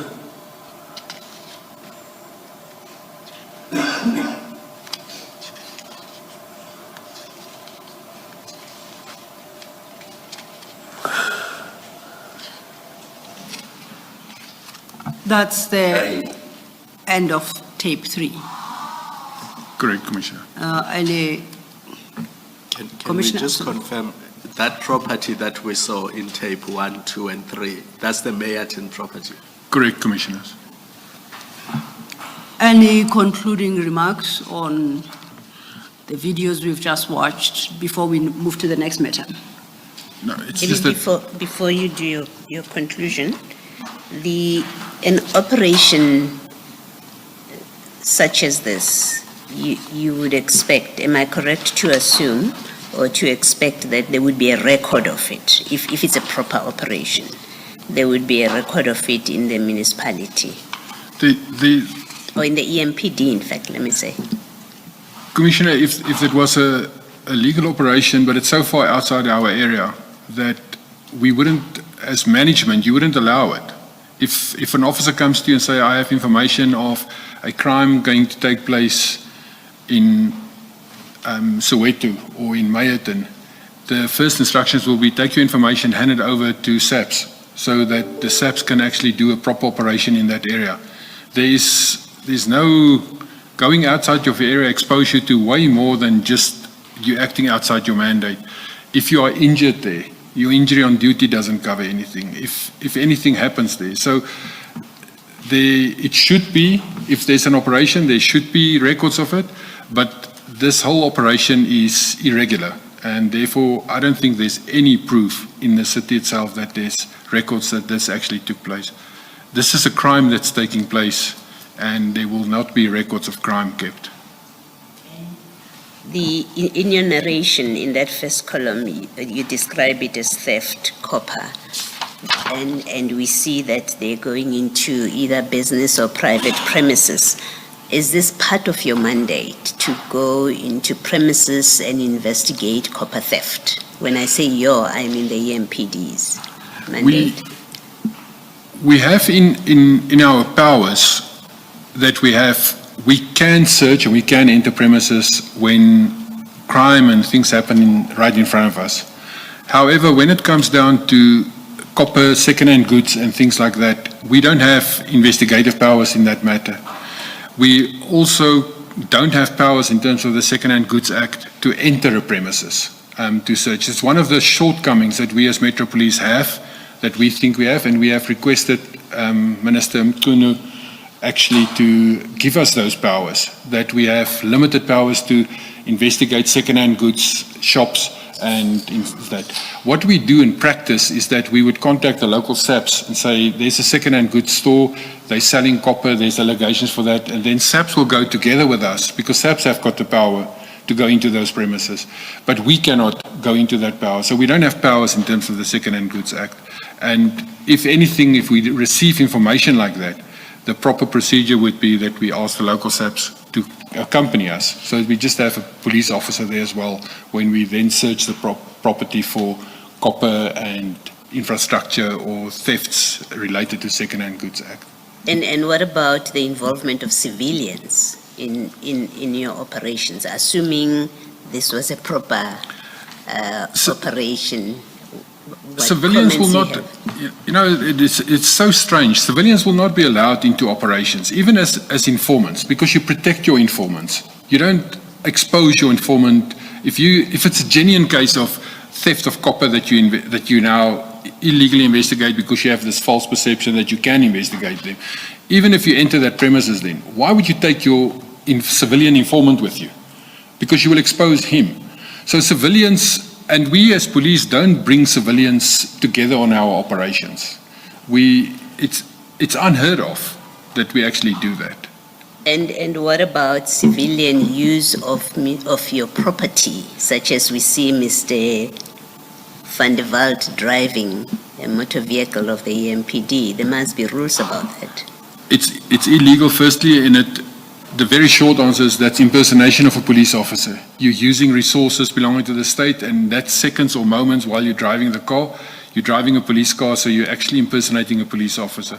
And you can go, most probably if there's real police on the scene, you can arrest him for theft. You can arrest him for use of your property. It is highly irregular that civilians, the only civilians I know of that drive our vehicles is the mechanic when we take it into the workshop, and even then it becomes problematic. We have established a whole unit, that the fleet unit, that makes sure that the mechanic doesn't, for instance, drive our vehicles into the public road distances. It's so that we use our own office to say, take it to the garage or take it to the workshop for repairs. It becomes highly problematic if civilians start to drive official police vehicles. So in a normal working, functional and orderly work environment that the EMPD should have been, the involvement of a civilian such as Mr. Van der Walt in the operation and in driving the vehicle of the municipality, but also impersonating a police officer,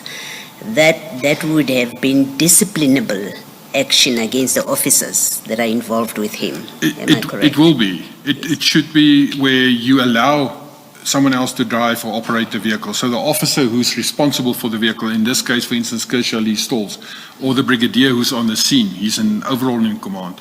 It's a prosecutable or a disciplinary matter for using and allowing other people to use our resources. Thank you, Commissioner. Thank you, Mr. One last point, sorry. You're saying these officers, the EMPD officers, were arrested and charged with theft. So they were not just there to investigate. They were accused of stealing the copper. Correct, Commissioner.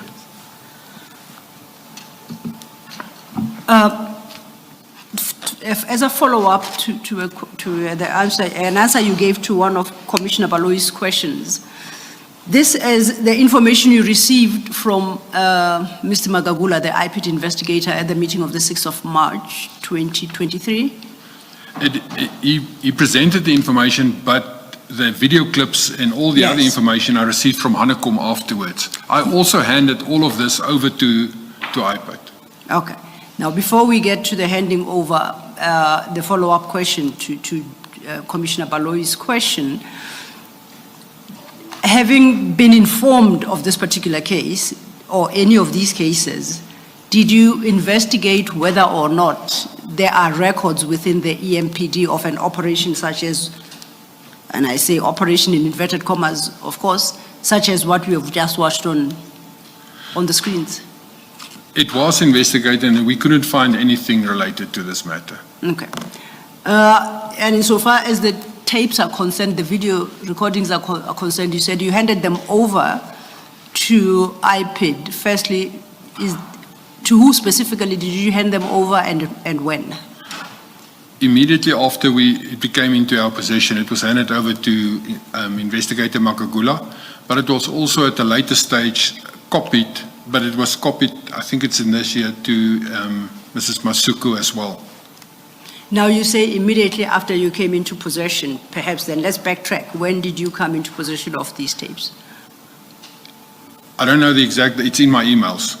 I will, during lunchtime, I can look at my emails, the exact date I received it, and then I will give the correct date. Okay, that would assist greatly. Thank you.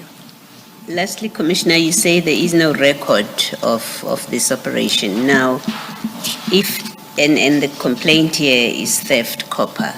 So if any copper was removed from the premises, there is no record in the EMPD or in the municipality. Only Brigadier Mkwanazi and these people in the operation would know what happened to that copper. Is that fair? Correct, Commissioner. Thank you. Thank you, Mr. Thanks. Commissioner, just to add there, if we do a legal operation, any property, any goods that is confiscated by us or impounded, if it's criminal related, those property is immediately handed over to SAPS and it's entered into their SAP 13, which is an impoundment because it's part of a crime. So whatever we, in a legal operation, would impound, we will hand over to SAPS and it will form part of the SAPS because they are then eventually the investigators into this.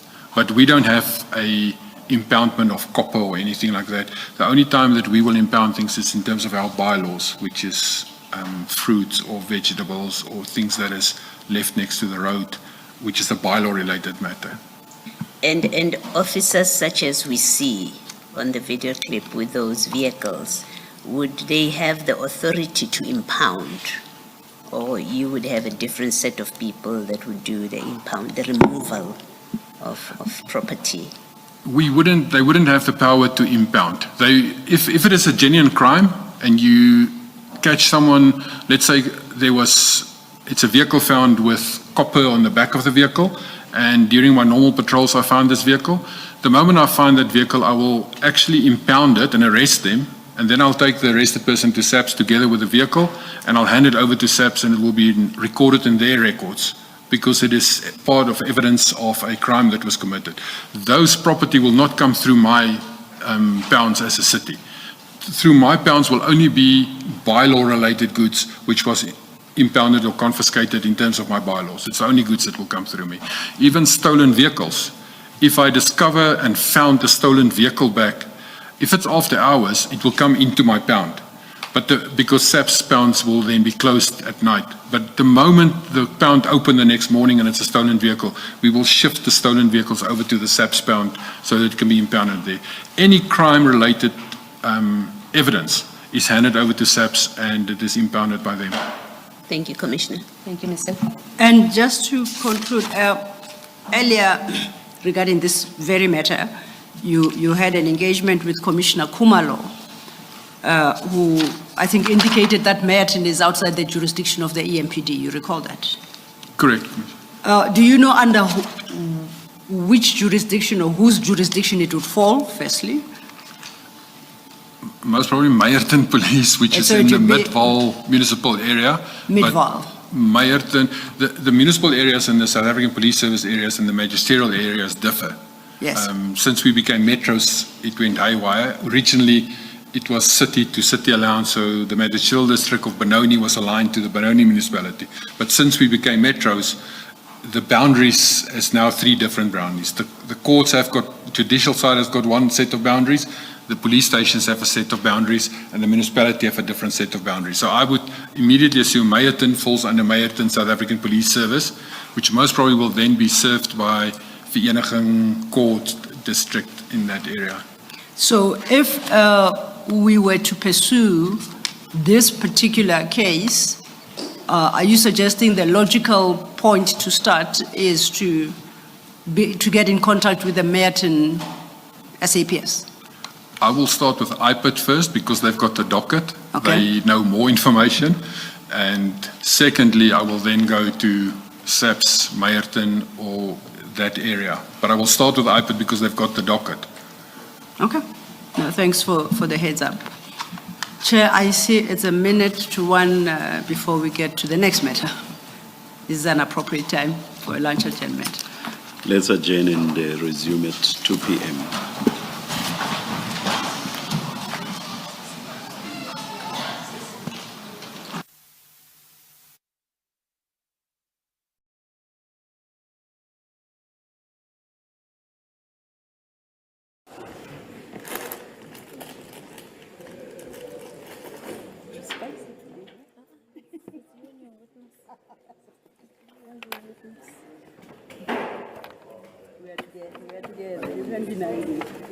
I'll take the guest.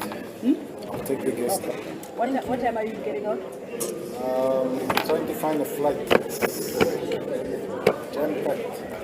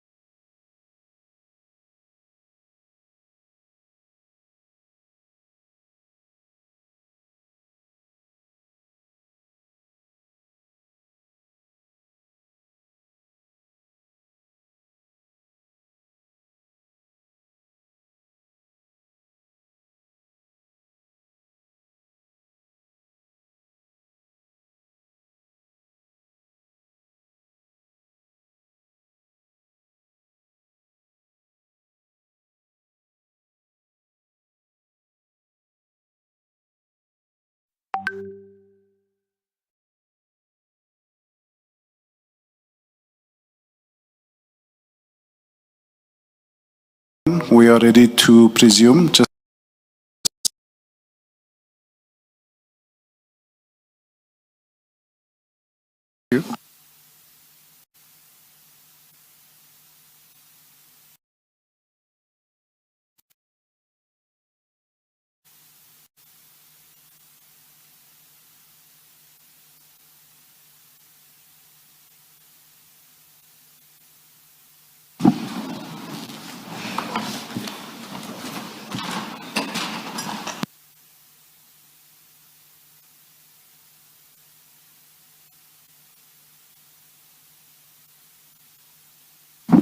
Thank you, Chair. Commissioner Spies, before we broke for lunch,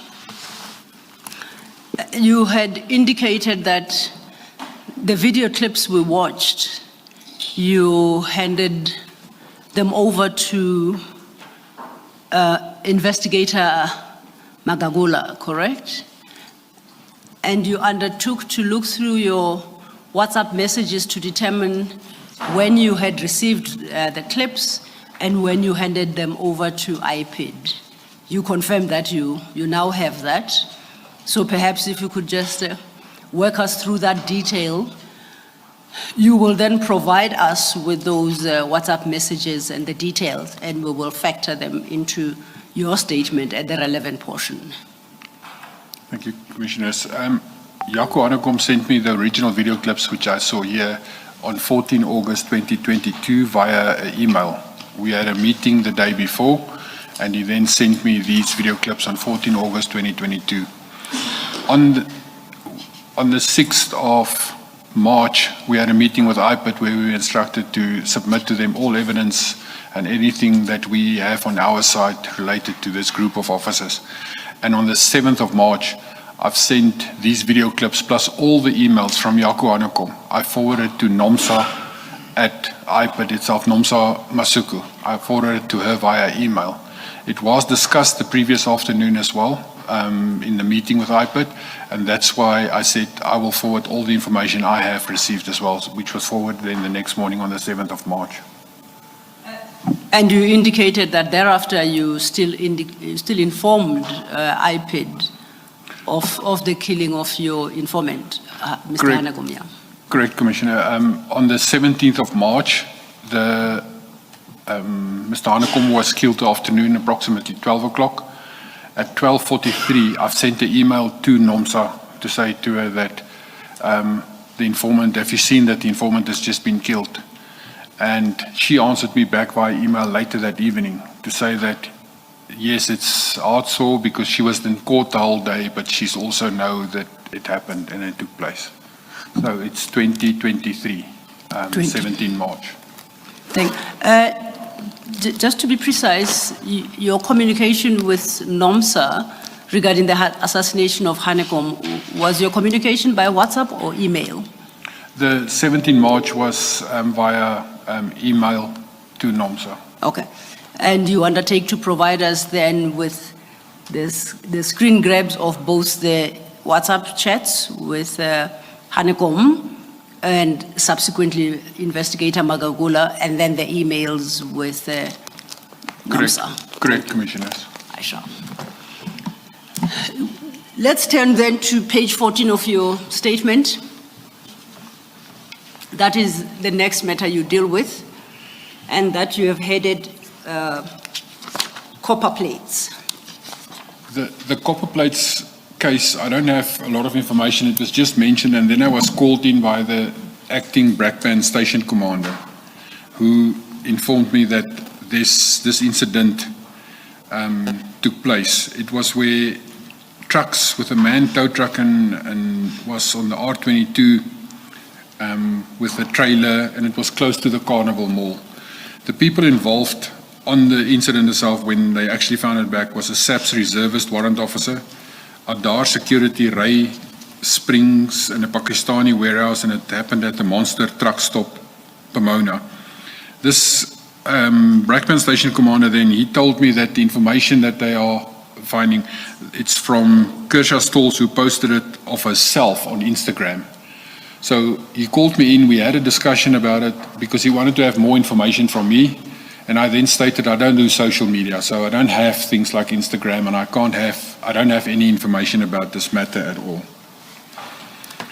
Then the next matter was again mentioned, where we call it the Cobalt case, because it is a truck or a few trucks that were hijacked that were conveying cobalt. The investigating officer in that matter was then Warrant Officer Roots from Springs, and his telephone number was given. And Hanekom is the main informant in this matter. So what Hanekom informed us about this matter is that Etienne arrived with a helicopter. They were flown by a person impersonating SAPS, where he said he's Captain Smith, and they arrived on the scene in the Delmas area. But May I just, sorry to interrupt, you just said Etienne. When we were watching one of the videos, you identified one person, I think they had a red top on as Etienne. Is that the same person or is this a different Etienne? Hanekom stating it's the same person. Etienne van der Walt, the same person mentioned in the one Etienne, and this one is the same person that Hanekom said. He and the Smith was flying the helicopter, and Etienne was a passenger in the helicopter. And they arrived at the scene in Delmas, where when they arrived, there's already SAPS present. Now, I don't know that you will see in my question, I made in my statement a question mark, because on the scene itself, there was a female captain, Carla Hartley, who chased them away from the scene because they wanted to take the scene over from her, and she chased them away to say she's in charge of the scene, they must get off her scene. And so the helicopter landed, and then the helicopter flew out again because she chased them away. And then very shortly thereafter, this Stalls and Mackenzie, they arrived on the same scene with marked vehicles. Stalls even posted pictures of this on Instagram of herself. And then Magagula said to us, and then this is what they discussed, is that they use this modus operandi of stealing the load or the freight.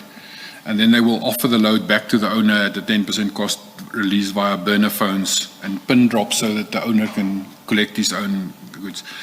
That matter itself, we don't have more than what Hanekom has told us, is to say that they arrive on the scene in this, but obviously if it's Captain Harley, Delmas, it's easy to be confirmed or verified with the South African Police Service. And this is where the problem lies with us, is that we cannot do criminal investigations. So we receive all of these snippets of information from everyone, and we then hand it over to our SAPS contacts, and it's way outside our area. So it becomes highly problematic for us if we don't have a little bit of investigation capabilities.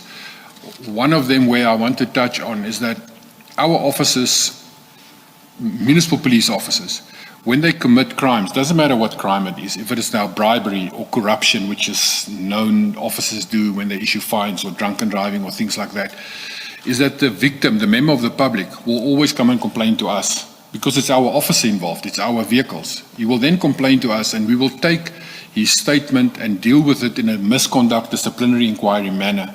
And we will then inform the victim.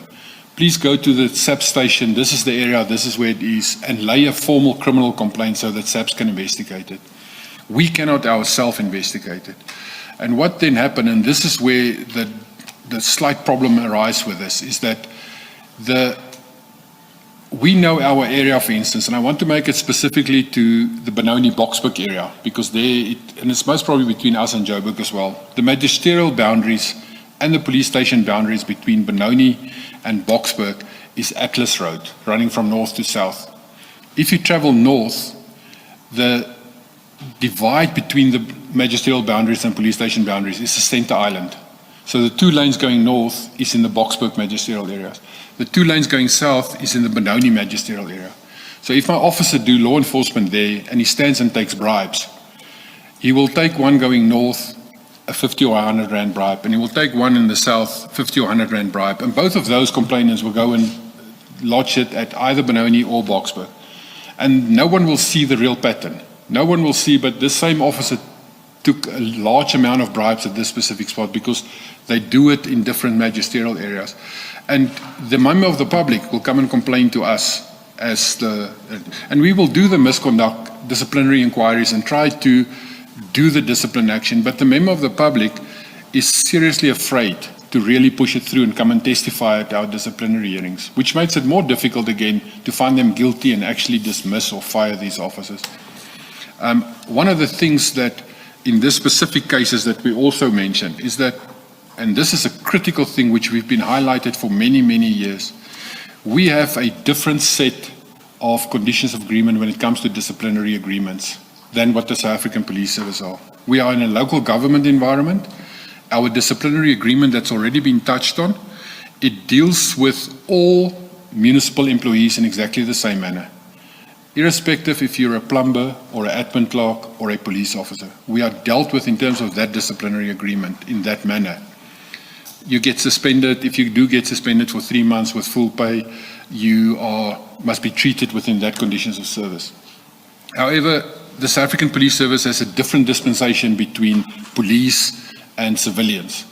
And we have requested at very high levels, SALGA, everyone to intervene so that we can have a separate set of disciplinary agreements for municipal police officers, even though they're in local government. But to date, we've been denied that. So a municipal police officer is treated, doesn't matter what crimes he committed, he is treated as if he's a normal council employee, and he's not treated as if he's a police officer, which can intimidate witnesses, and and therefore the public doesn't want to come and testify in our disciplinary cases. Very few public do. And if they do testify, then we obviously dismiss and fire officers. But that's one of the problems that we have in this environment where we're dealing with officers. Okay. We then, on your list, I think, turn to the last case you discussed with, EMPD discussed with IPID on the 7th of March, and that's your item 7. Could you turn to deal with that one? Maybe before you do that. Yes, Commissioner. Commissioner, let me just check this. In that item 6, the cobalt matter, you say in your explanation to the extreme right, then Stolz Mackenzie arrived on the scene with EMPD vehicles. How does it work? And I ask that because in the preceding paragraph, you say the SAPs were already on the scene. So to have the EMPD come in, how does it work? Is it by invitation? Would there have been a call? Does there necessarily have to be a call for support from the SAPs? So EMPD is free to just attend any crime scene within its jurisdiction?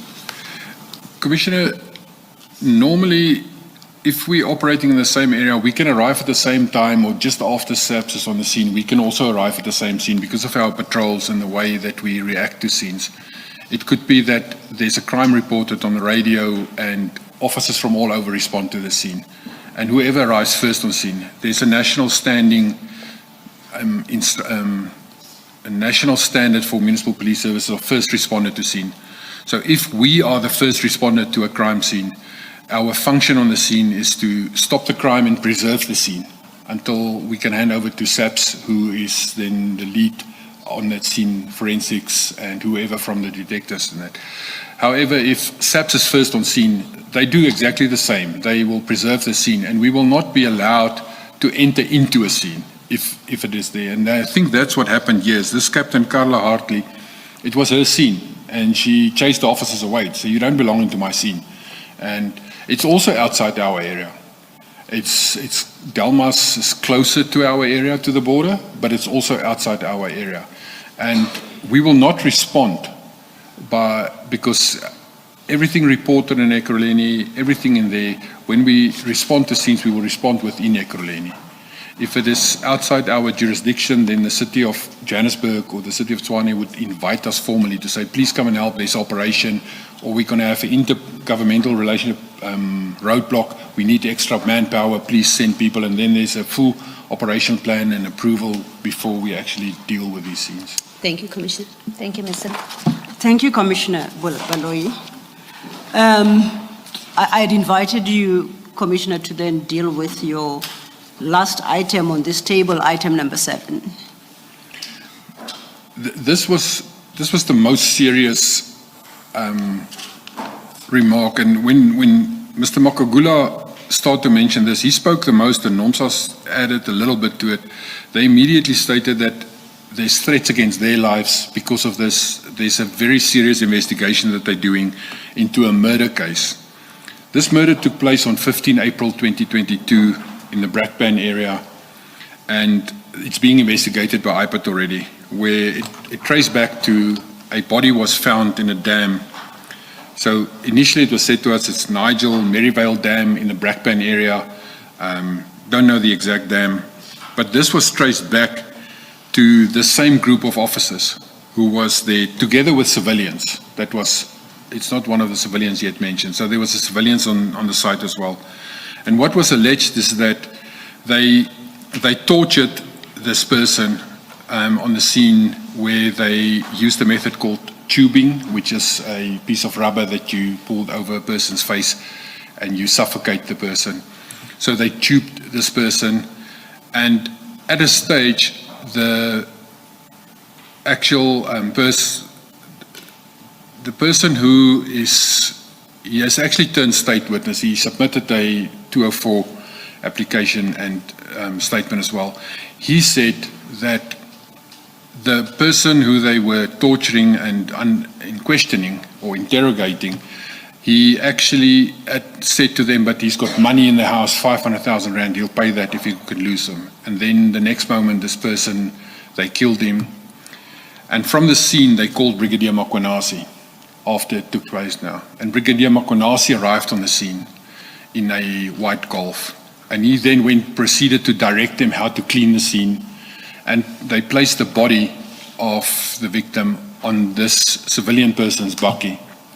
And they instructed him to go dump the body, which he then duly did. And then when it came out, and IPAT's investigating it, this person who did it, he turned state witness, according to him. He contacted me about 2 weeks ago again to say that he is a state witness. He gave a Section 204 statement to turn state witness, and he's committing everything. And so it is a confirmed case of where it happened, where Makagula was carrying the docket, and this stems from April 2022 already. And when we were informed of this, it was March 2023. And that's one of the reasons as well why we believe that a murder case that's already running for a year investigation, with witnesses, with a body, with everything already there, we thought it's imminent that he would be arrested extremely quickly thereafter. And yet here we are, 2025, and nothing has yet happened. So none of those officers has been charged that we know of. The case does not go forward anywhere. It is still being investigated. That's what my impression is from it. Also from internally, we couldn't do anything against the officers because to us it's hearsay from IPAT. They inform us of this, but they're not prepared to give us anything in their docket, which we understand. It's a murder investigation and they don't want to give us anything. But it is, to us, we thought that, that would expedite that the arrest will happen and that the court cases will follow from that as well. So if the commission were interested to interrogate the cause of delays in finalizing or prosecuting these matters that you have referenced, you're suggesting it is to IPID that the commission must turn?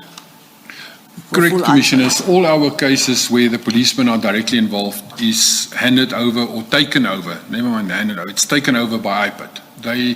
They investigate the police when the police are wrong. So all the matters that we know of, that we mentioned here, has already been in the possession of IPAT, already known to them, and they are investigating it.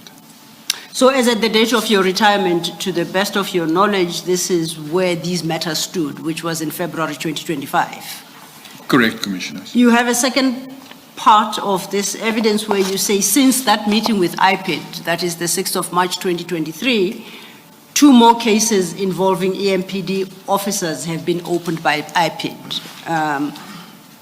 You deal with that at page 17. Can you take Correct. us quickly through those 2 cases? The first one is the case where I'm the complainant in. The fraud, the uttering, it's these vehicles that was allegedly donated by CAT VIP to us. I am the complainant in that matter because I initiated the investigation, and I have at that stage in March, when we had the meeting with IPID, they alleged, but there need to be a complainant in this matter. So I undertook that. I know everything about the case. I'm the one who gave the instruction for the investigation. And up to that stage, with all the knowledge of the separate statements that we have already obtained for an internal disciplinary hearing, I made then the statement as the A1 statement. It was commissioned at Crystal Park Police Station, and it was then handed to Makagula in his possession, and it was registered at Boksburg as a case number under 26202-2023. This matter is the one that actually kick-started off the disciplinary side on the one side. But in the 2024 era, I don't know the exact date, I heard rumors that this case has been withdrawn, even though IPID constantly have contact with me and tell me that they're still investigating it, and they're still obtaining statements from everyone, and they're still busy with it. They constantly told me that this case is still being investigated. IPID Makagula himself, and then from February this year, there was a new investigator, a senior investigator, Kulu.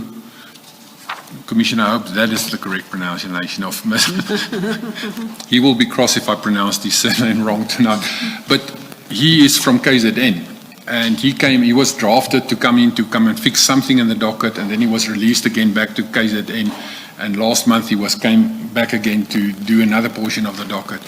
But when with a friend of mine then in the South African Police Service, when they look on the CAS system itself, where the case number is registered, that case has been withdrawn on the CAS system by a local South African police officer, a lieutenant colonel, at Boksburg itself in September 23 already. So even though IPID is alleging that they still investigated, they still contact me, they still have dealings where they say they're waiting for this or they're waiting for that. Up to now, on the CAS system, the case has actually been withdrawn as onopgespoor, which is undetected. And this happened in 2023 already on the CAS system. Before you deal with the next matter, I think you may want to consider a correction to your statement. Perhaps before that, have you, Commissioner, have you ever made inquiries as to why IPID is giving you to understand that investigations are ongoing when in fact the docket was closed as far back as 2023? Commissioner, I have, and I've queried it with IPID themselves as well, and they have told me that they will investigate that as well. With the senior investigator, Kulu, he took a supplementary affidavit from me about 3 weeks ago as well. I asked him specifically as well and say, what's happened with this? And he says, no, he showed me, he's actually had the docket with him. He says, I'm now temporarily the investigator again because there's something else that I need to obtain in this docket directed from the DPP. The reason for it was that the docket was originally registered at Boksburg. And the query came up is that why is it not at Germiston? Because the vehicles were registered in Wadeville. That's where the crime occurred. And my answer to that was it started in Boksburg. Brigadier Makonasi's office, where his police office where he works from, is situated in Boksburg. And it happened all over. So it happened in Boksburg, it happened in Germiston where the vehicle fleet section is. It happened at Wadeville where the registrations was done on Natus, and then when the vehicles were deregistered again from our names, it happened in Silverton in Tshwane. So it happened over the province, and we had to choose a starting point so I started it at Boksburg because none of the prosecution side wants to touch the docket. I don't know why, but everywhere where you get, they say, no, it's not my station, it's that station. It's not my court, it's that court. So I had to give a statement as to why did I choose Boksburg and that. But I don't have an answer. I have got the officer withdrawn it. I've got his name, but it's been withdrawn on the CAS system, and we've reported it to IPID. It was mentioned, and it's been escalated to a national level in the South African Police Service, where we as municipal police have requested at a national level to Commissioner, the National Police Commissioner, where we have requested that a national task team be established to investigate corruption and crime within municipal police departments. And the National Police Commissioner has assigned officers from DPCI and senior officers, brigadiers, to actually assist us to establish a task team so that we can, from a national level, because we as municipal police are overlooked when it comes to investigation, and we are part of, there's a group of officers right through the country of municipal police that commit crimes, but they are not being investigated properly. One of the reasons I touched on it is that in terms of the Racketeering Act, or in terms of what the Hawks must investigate, there's limits of like 100,000 rand incidents, where we are saying is, if you go and look at what bribery is being committed by traffic officers and municipal police officers, if an officer works 8 to 10 hours a day and you have contact in that session with members of the public and he issues a fine every hour, he needs to issue 8. So very quickly you can do maths.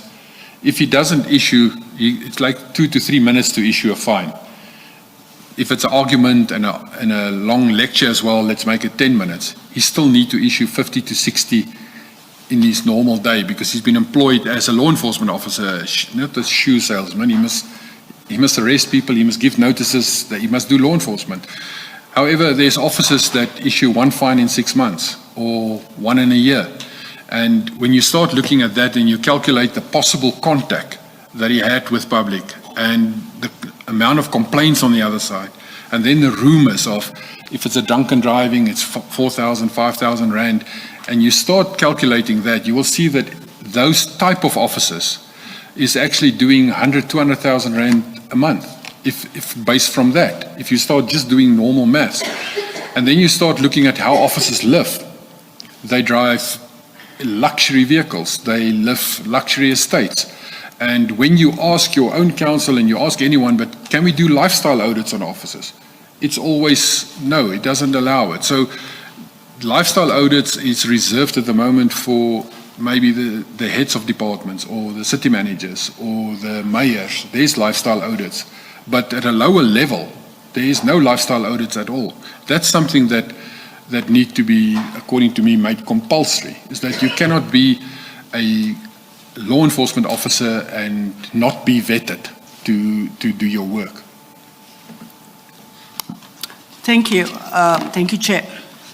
I wanted to draw your attention perhaps to something that might require correction. The case you just discussed at page 17, you cite as a Boxback CAS 2620223.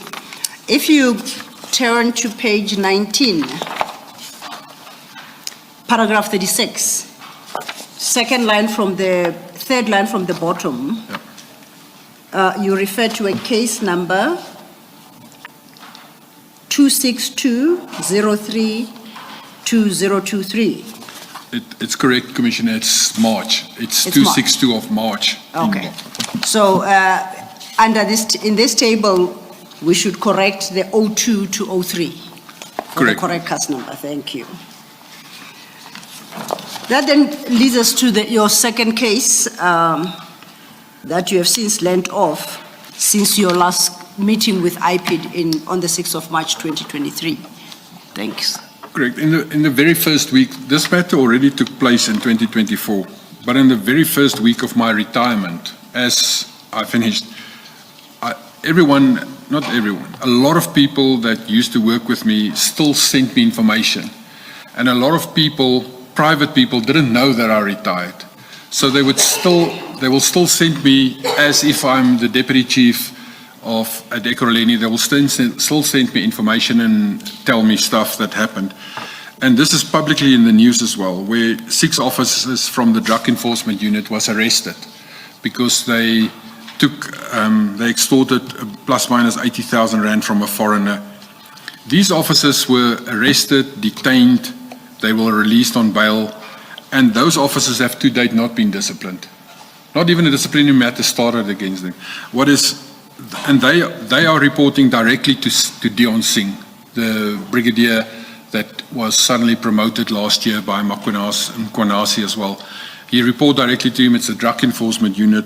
They've been what the officers speak to me and phone me and say, can it not be fixed? They were actually promoted in the sense that they've been deployed to do VIP protection, where they protect the people that stay behind, which is no threat analysis, nothing has been done on them at all. So they are being put as drivers for Bihari, for Kasheka, for Sarachita. They've been made drivers for these officers. So it's as if these officers has now suddenly been protected and they just moved aside from their drug enforcement unit and they are being protected by them. But this happened after I left already. So it's information that's constantly being sent to me about this arrest that took place. And I saw it in the news as well, that it happened. But the incident took place in 2024 as well. And it's also investigated by IPID, and IPID did the arrest when they were detained. Thank you.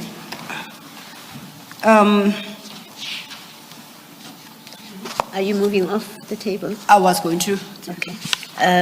In the first item, the blue lights one, right at the end of your explanation, you say you were informed, that very last sentence, you say you were informed by IPID of direct links between CAT VIP and Ekurhuleni politicians. Do you care to explain a little bit more there, if you're able to?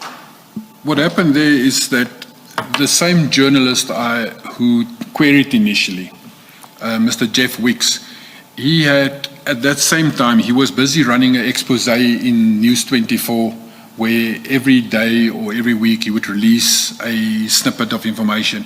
And the information he released was more aimed at the Tembisa Hospital finance scandal, where the whistleblower Babita Dukaran was murdered.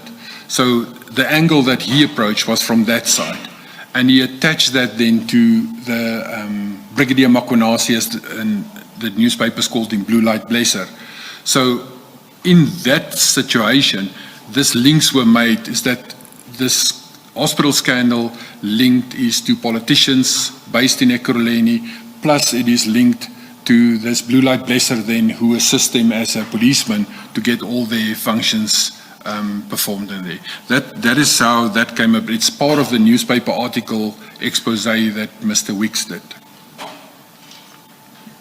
Okay, and then lastly, I mean, we've gone through the list of the criminal conduct that, or the alleged criminal conduct that you discussed with Mr. Magagula, and some of it it has been raised by commissioners as matters for disciplinary action, and you've explained why. Is it a case of, because of the environment, those who had the authority to request disciplinary or to even authorize disciplinary action, such as yourself and the chief, simply gave up on it?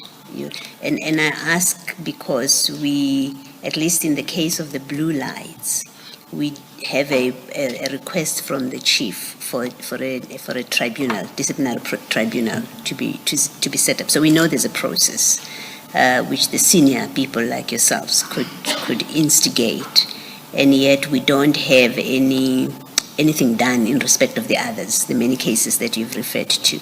Is it fair to say you simply gave up on initiating disciplinary processes? No, Commissioner. The thing is that we, as the deputy chiefs, we give it to the chief, and it goes through the chief's office to the HR to actually deal with it, to appoint the presiding and the presenting officers, and to make sure that the disciplinary proceeding is happening.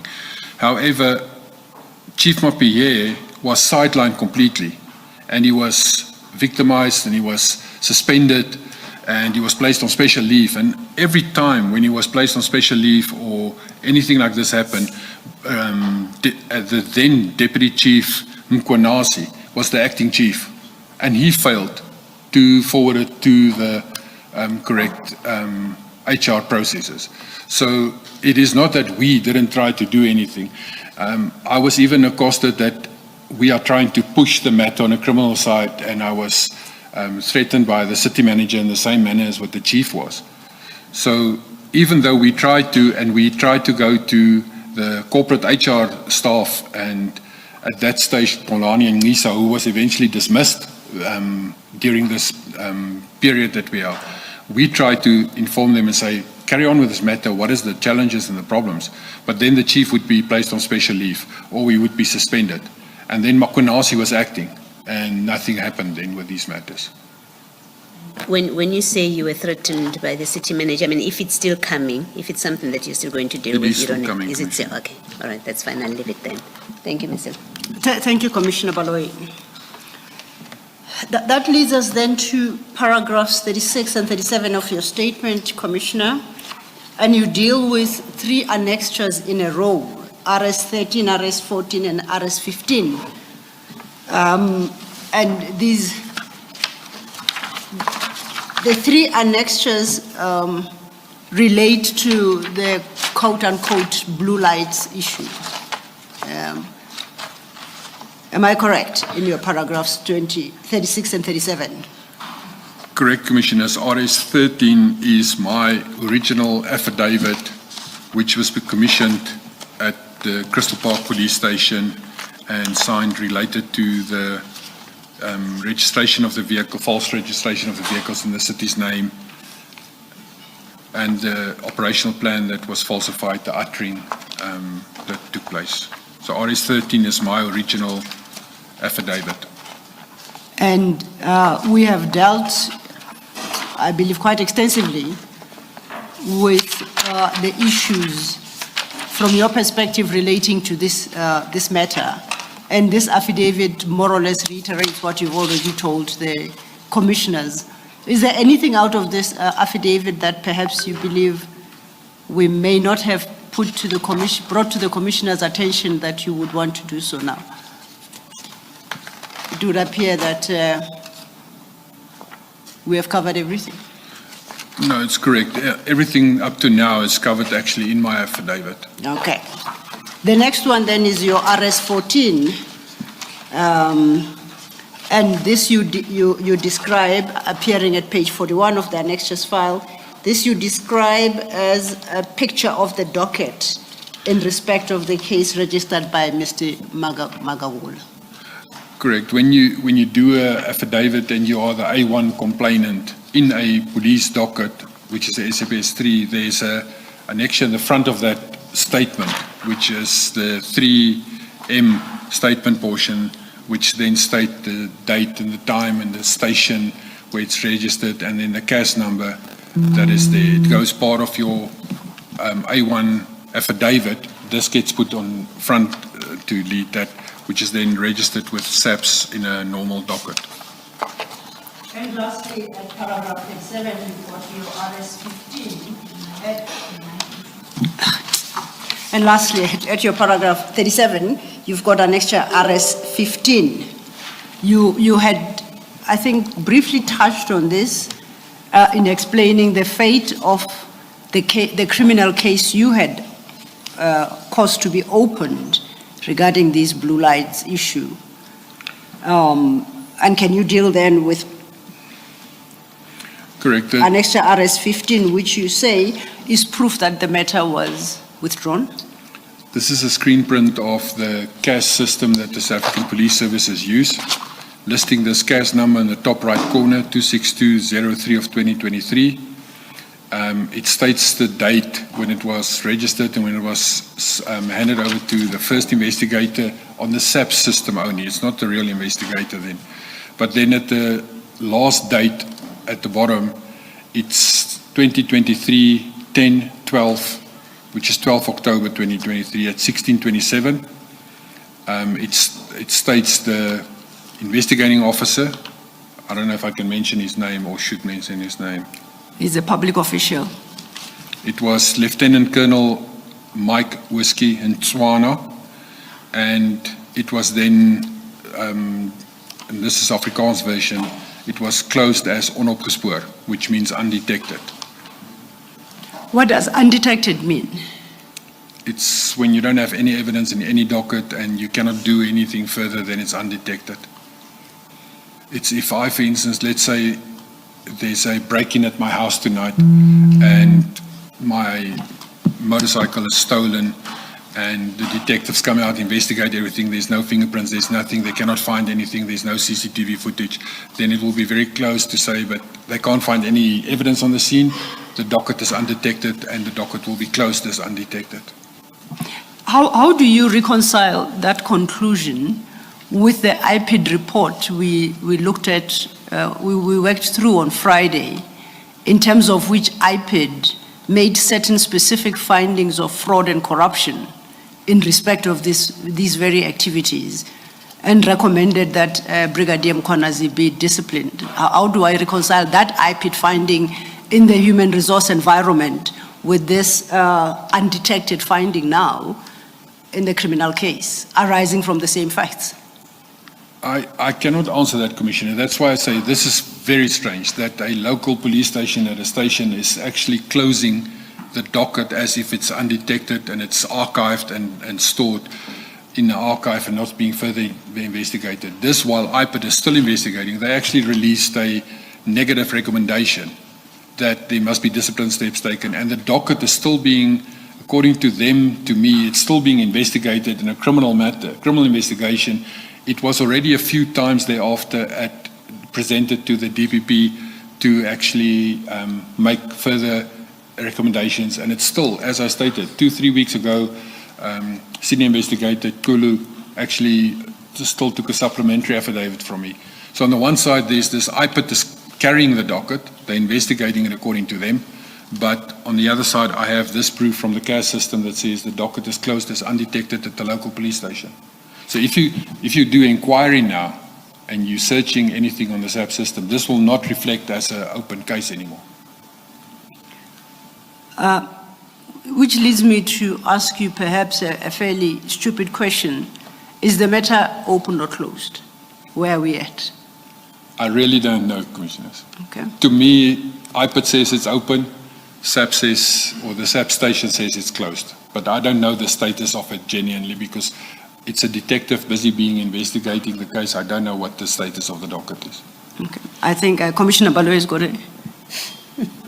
I don't have an answer to your question. You know, a question of your own, Commissioner. Let me ask my question. Is it not perhaps, and I think I want to ask more a practical question, that your evidence is that the IPID have the docket, as I understand you? Yes, Commissioner. Practically, what does it mean? What's remaining at the SAPS then, if IPID has the docket? And I'm asking the question to try and suggest, is it not possible that the local station has only a cover, that as you have given us here, and there's nothing inside it because the docket is with the IPID, and because he knows nothing about the IPID involvement and progress in the matter, he then, because he's left only with a shell of a docket, he then considers it to be closed. Is it not Commissioner, possible? normally, what will, in other cases that I have knowledge about what happened is that if IPID takes a docket at a police station, it gets transferred to them electronically. So the docket is actually maybe a manual, practical hard copy that IPID takes, but on the CAS system itself, the docket is transferred to say whoever the detective is at IPID, so that the South African Police Service can trace their dockets where it actually is on the system.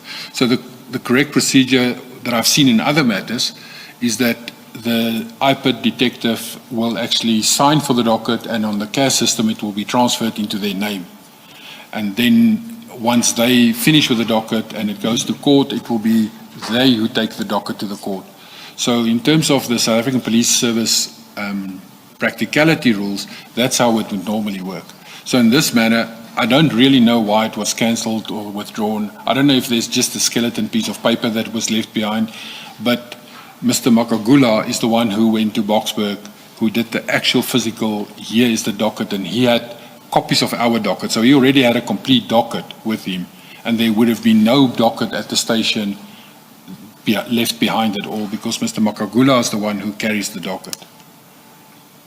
In your experience, given your experience, the once iPad, assuming that iPad is still, you accept what Mr. Ekulu said to you, he's continuing to do the investigation. Once that is done and finished, is there any difficulty in him enrolling the matter, getting the matter to be enrolled in the light of this from the SEPS, SEPS system, which says the case is closed?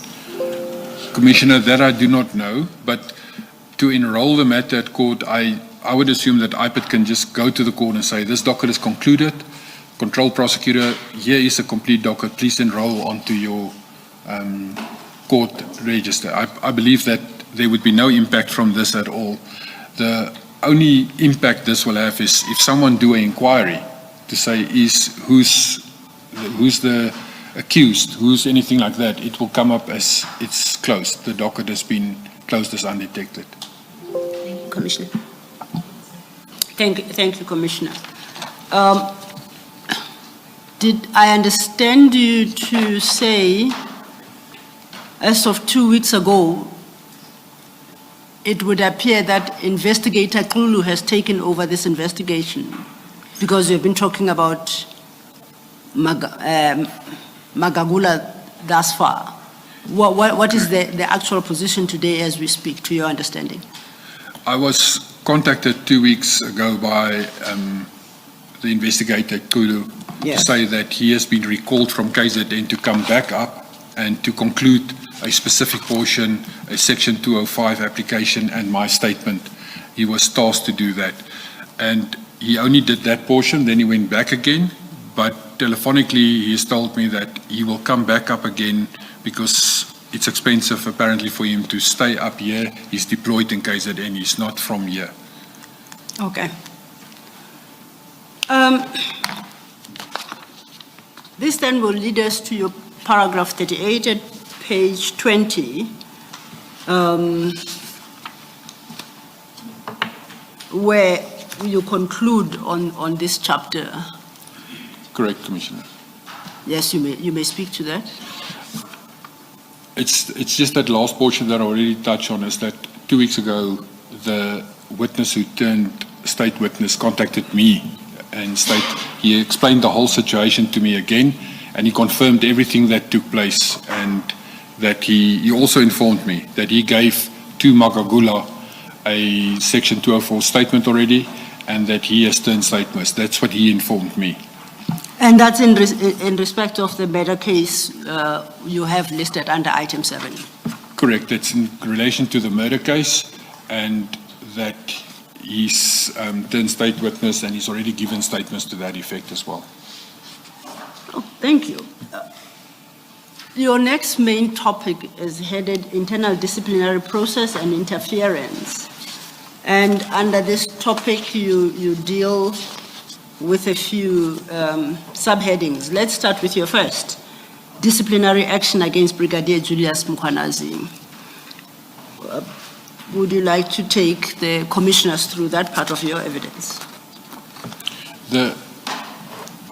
Obviously, I initiated the investigation because I was the acting chief of police. But Colonel Erasmus, because he heads internal affairs and they were still reporting to me as caretaker, he kept me abreast of as the investigation would go on. And after his internal investigation has been completed, he submitted it to the chief of police, who is Commissioner Mapie. And the dossier and this letter from Commissioner Mapie was then forwarded to the Director, Human Resources, the Employee Relations section, which is Kolani and Lisa. He has been made the authorized representative by the city manager. She delegated it to him to appoint presiding and presenting officers in serious matters when it's a formal hearing and that. So in that process, Mr. Ngisa prepared the pre-suspension, and it was signed by him as recommended, and then by Ma'am Linda Kasheka, who was the head of human resources. It was then served on him for a period that he was suspended for a period of 3 months, starting from February 24th, 2025 to May 24, 25. Mr. Nisa proceeded to appoint a presiding and a presenting officer firm, 2 different lawyer firms. Madlanga is one of them. And in this process, the draft disciplinary charge sheets was drawn up by Madlanga, and it was then sent back to us. And we, in our dossier, when they sent it back to Colonel Erasmus, he approached me, and we then had a meeting with Mr. Nisa, Chief of Police, Colonel Erasmus, and myself, where we discussed the charge sheet, because initially there were only 4 charges which relate to the registration of the vehicles that was in there.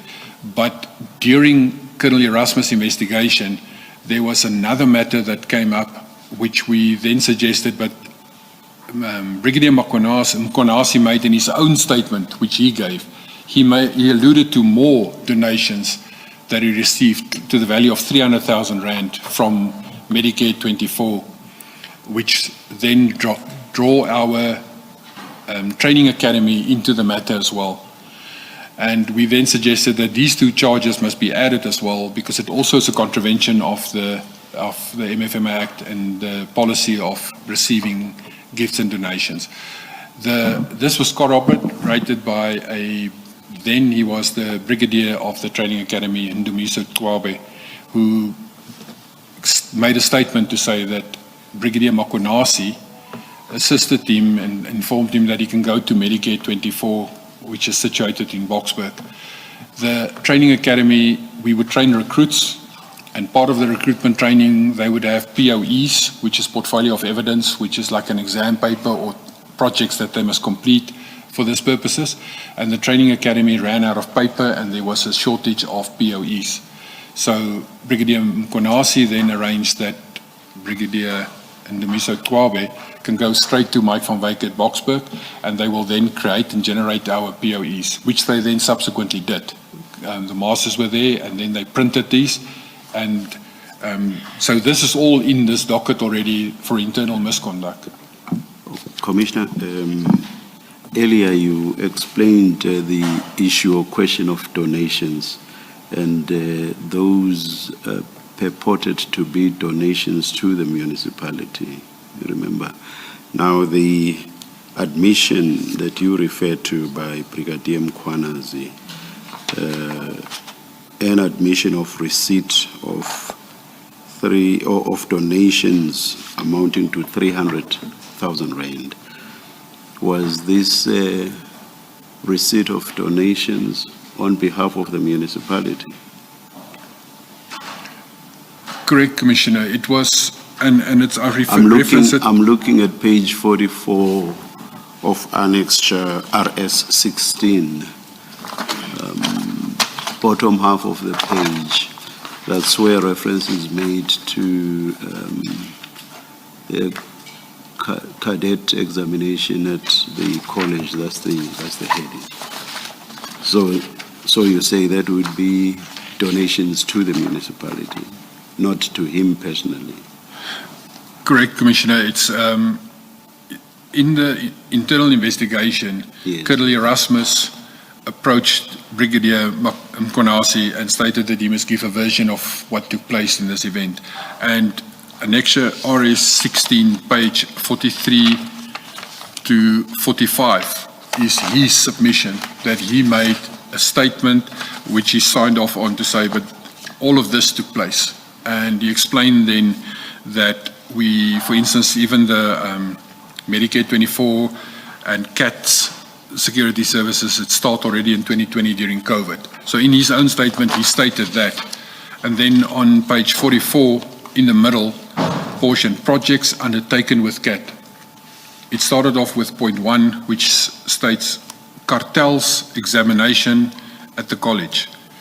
We engaged the team when we had challenges of stationery at the college when cartels were about to write exams, and there were serious institutional challenges with printing papers and ink. We requested their intervention and the commitment that Mike van Wyk made and fulfilled in terms of printing and producing documents that made cartels to write the exams with our EMPD at the cost of more than 300,000 rand at that time, as per their estimation. So that portion is where he states for himself that we accepted again a donation to that value. And the charges that we then disciplinary side is that again it's non-compliance with the policy of declaring donations as and when they occurred, and that the correct process must be taken with regards to donations. And I know that it's maybe a Freudian slip, but we... The cartels instead of cadets. Yeah, it could be a Freudian slip, but it is... We took a long time, but we believe it would be cadets. When we don't speak to our recruits, we speak to them as recruits or students. Yes, We don't speak to them as cadets, but it's possible that cartels is actually referring to cadets. Yes, I almost said that when Chief Mapie was testifying. I almost said Freudian slip, but I stopped myself. There it is, you've said But it's my opinion. You've said it. All right. I sought that clarification, Commissioner, because reading paragraph 41 of your statement, one might think that you are saying that Brigadier Mkhwanazi received the donation in his personal capacity. So that's why I just sought clarification whether this was a donation to the municipality in the manner you explained this morning. Commissioner, it's maybe my grammar. It says that Brigadier Julius Mkhwanazi had personally admitted to receiving a 300 Rand donation from a subsidiary, and then I carried on. But it's not, it's from his personal admittance that this donation was not declared. Chair, through you, I think the chair is correct. What is expressed in the statement is slightly different from what is in the actual document. The document makes it clear that the donation was to EMPD. The phraseology in the statement would appear to suggest that that donation was made to Brigadier Mkhwanazi personally, right? And that is not, that wasn't your intention. No. And perhaps then to avoid any confusion and miscommunication, the statement should read, this evidence revealed that Brigadier Julius Mkhwanazi had personally admitted to EMPD receiving that donation. Would that resolve the problem? That's correct. Okay, we shall do so. Thank you. Thank you, Chair. Thank you. And then obviously after that meeting we had, and we read this statement, and then it was decided that Colonel Erasmus must inform the lawyers to add charge 5 and 6 as well, because it's again a contravention of the donation policy. Thank you.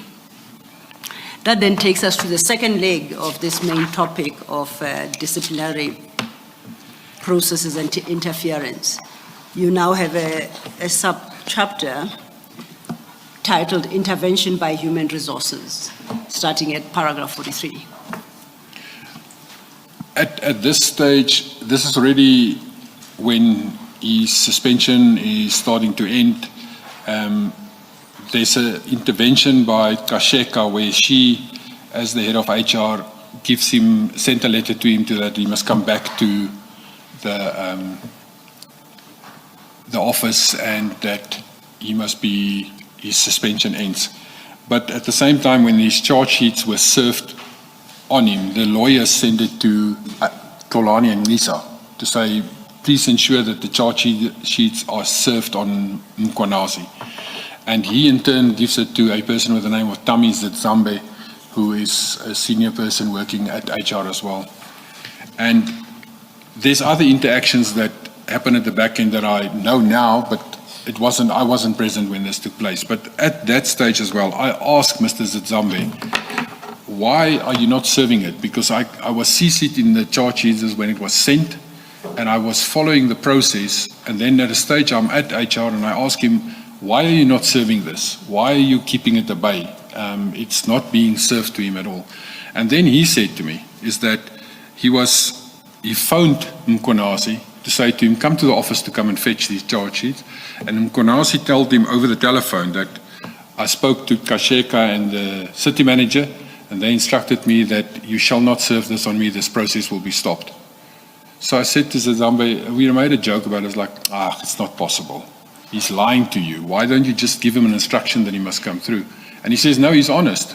This is what happened. He's been stopped from serving these notes on them, and it came directly, firstly from Akunasi, but then in the department itself from HR. The charge sheet and everything were being withheld and not served on him. So then I touch on it in this letter that is being sent from Kasheka as the head of HR. She's sending a letter to him to say, your suspension has been uplifted, you must return to the office and go back to your office that you can do your work again. And in that process, the chief of police, we had a short management meeting when it was decided by the chief that he's going to redeploy him to the director bylaws. Now, there's 8 director positions in the Ekurhuleni Metro Police, and the director bylaws position at that stage was vacant. So he said he will deploy him to the director bylaw. It's the similar job description, same level, there will be no interaction, but then he's not... Sorry, Commissioner. When we are done with what I'm raising with you, you'll go back to the deployment. You say that Brigadier Mkhwanazi said that he was not going to accept service of the disciplinary, let me call them disciplinary documents or documents relating to the disciplinary process, and that it was the municipal manager and who else who had said he should not receive this? Kasheka, Yes, the head of HR. The head of HR, yes. Yeah. And when you and others said he's talking nonsense and that he must be served, he then said, no, the person that was serving, he said, no, it's actually true. And my understanding is that you said he had actually gotten word from above that this was indeed the position. Correct, Commissioner. The brigadier was not going to be disciplined. Who were you told had actually said that the brigadier should not be? There is someone from the top who is supposed to have said this. When we had arguments then where we were actually arguing and fighting with HR, and Mr. Ngiza said that he was informed that it shall be stopped and it shall not proceed. So he directly informed me as well, over and above Tommy that made it in a joking matter, but Mr. Ngiza said to me that this matter will be stopped and it's instruction from above. Whose names did he give? He gave the names of Linda Kasheka and Dr. Imogen Mashazi as the city manager. He said they instructed him, and he says also that Advocate Kemi Bihari from legal. The 3 of them were involved in the matter, and this matter will be stopped. Yeah. No, I just wanted clarity between what Brigadier Mkhwanazi said and what came directly to Mr. Ngiza. So you've clarified that. Thank you. You were at the stage of the deployment. And then I referenced that his suspension was uplifted by Kasheka on RS17 is the reference then to the upliftment of his suspension, which was on the 24th of May 2023 signed by him. And for the record, that is at page 46 of the annexed bundle.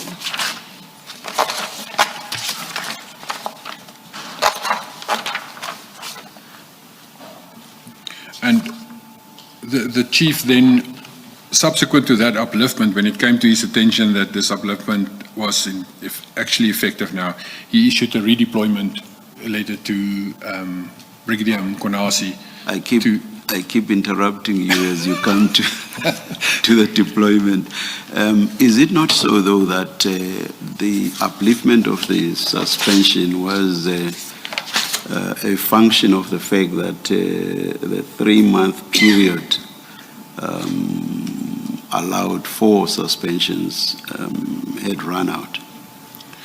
It is correct, Commissioner. However, even though it's a clause 16 of the disciplinary procedure agreements, you can extend again if it actually do that. So sometimes it will happen that the Chief of Police would say we're running out of time because of there's still investigations to be concluded, and then the suspension will be extended again. However, in this matter, the Chief of Police didn't even have the opportunity to extend it again. He was just informed that the upliftment has already been issued by Kasheka from Human Resource. Thank you. I won't interrupt you again on deployment. I shall do the interrupting. Oh, Commissioner Baloyi. Just to follow up on that, the power to extend the suspension, firstly, where does it lie? We know that the initial suspension was by the Chief of Police.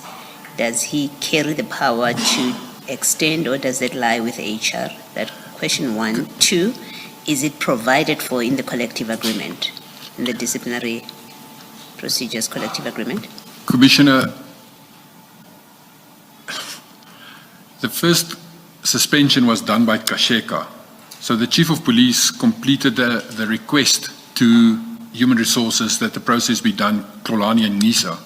He then obviously most probably typed the letter and he signed as recommended, and the first suspension was done by Kasheka as the HOD HR. It's in the city of Ekurhuleni, the manner how that works. In my current position, the Chief of Police is the one who suspends. So she fills in the suspension, and if it comes to the time that your suspension must be uplifted or your suspension must be extended, the Chief of Police do the suspension. It's only in Ekurhuleni different. And that method of doing it that way has also changed, which will come a little bit later as well. It was changed on a specific date. So this Mkonasi matter actually changed the whole procedure within Ekurhuleni. Well, thank you for the correction on the evidence about who suspends. The second question was, is it in the collective agreement that the power to extend an extension at the end of 3 months? It is contained in the collective agreement that the initial period is 3 months, but it is not specifically speaking about the extension, but it's practice that you can extend and you must do it in times and there must be reasons, but it creates later on when it comes to labor law, it creates issues that you always will have a points and limine raise because of why it was extended. So it can be extended and it is extended in practice, but it also can cause delays in a later proceedings. Thank you. Thank you, Mr. Thank you, Commissioner Baloyi. I think Commissioner Baloyi has covered the area that I'd wanted to, because my reading of Annexure RS 17 is that the author suggests that that 3-month suspension period can never be extended. And the view you express is it is capable of extension under certain circumstances. Correct, Commissioner. It can be extended and it's numerous times have been extended in the past as well. Okay. Thank you. This then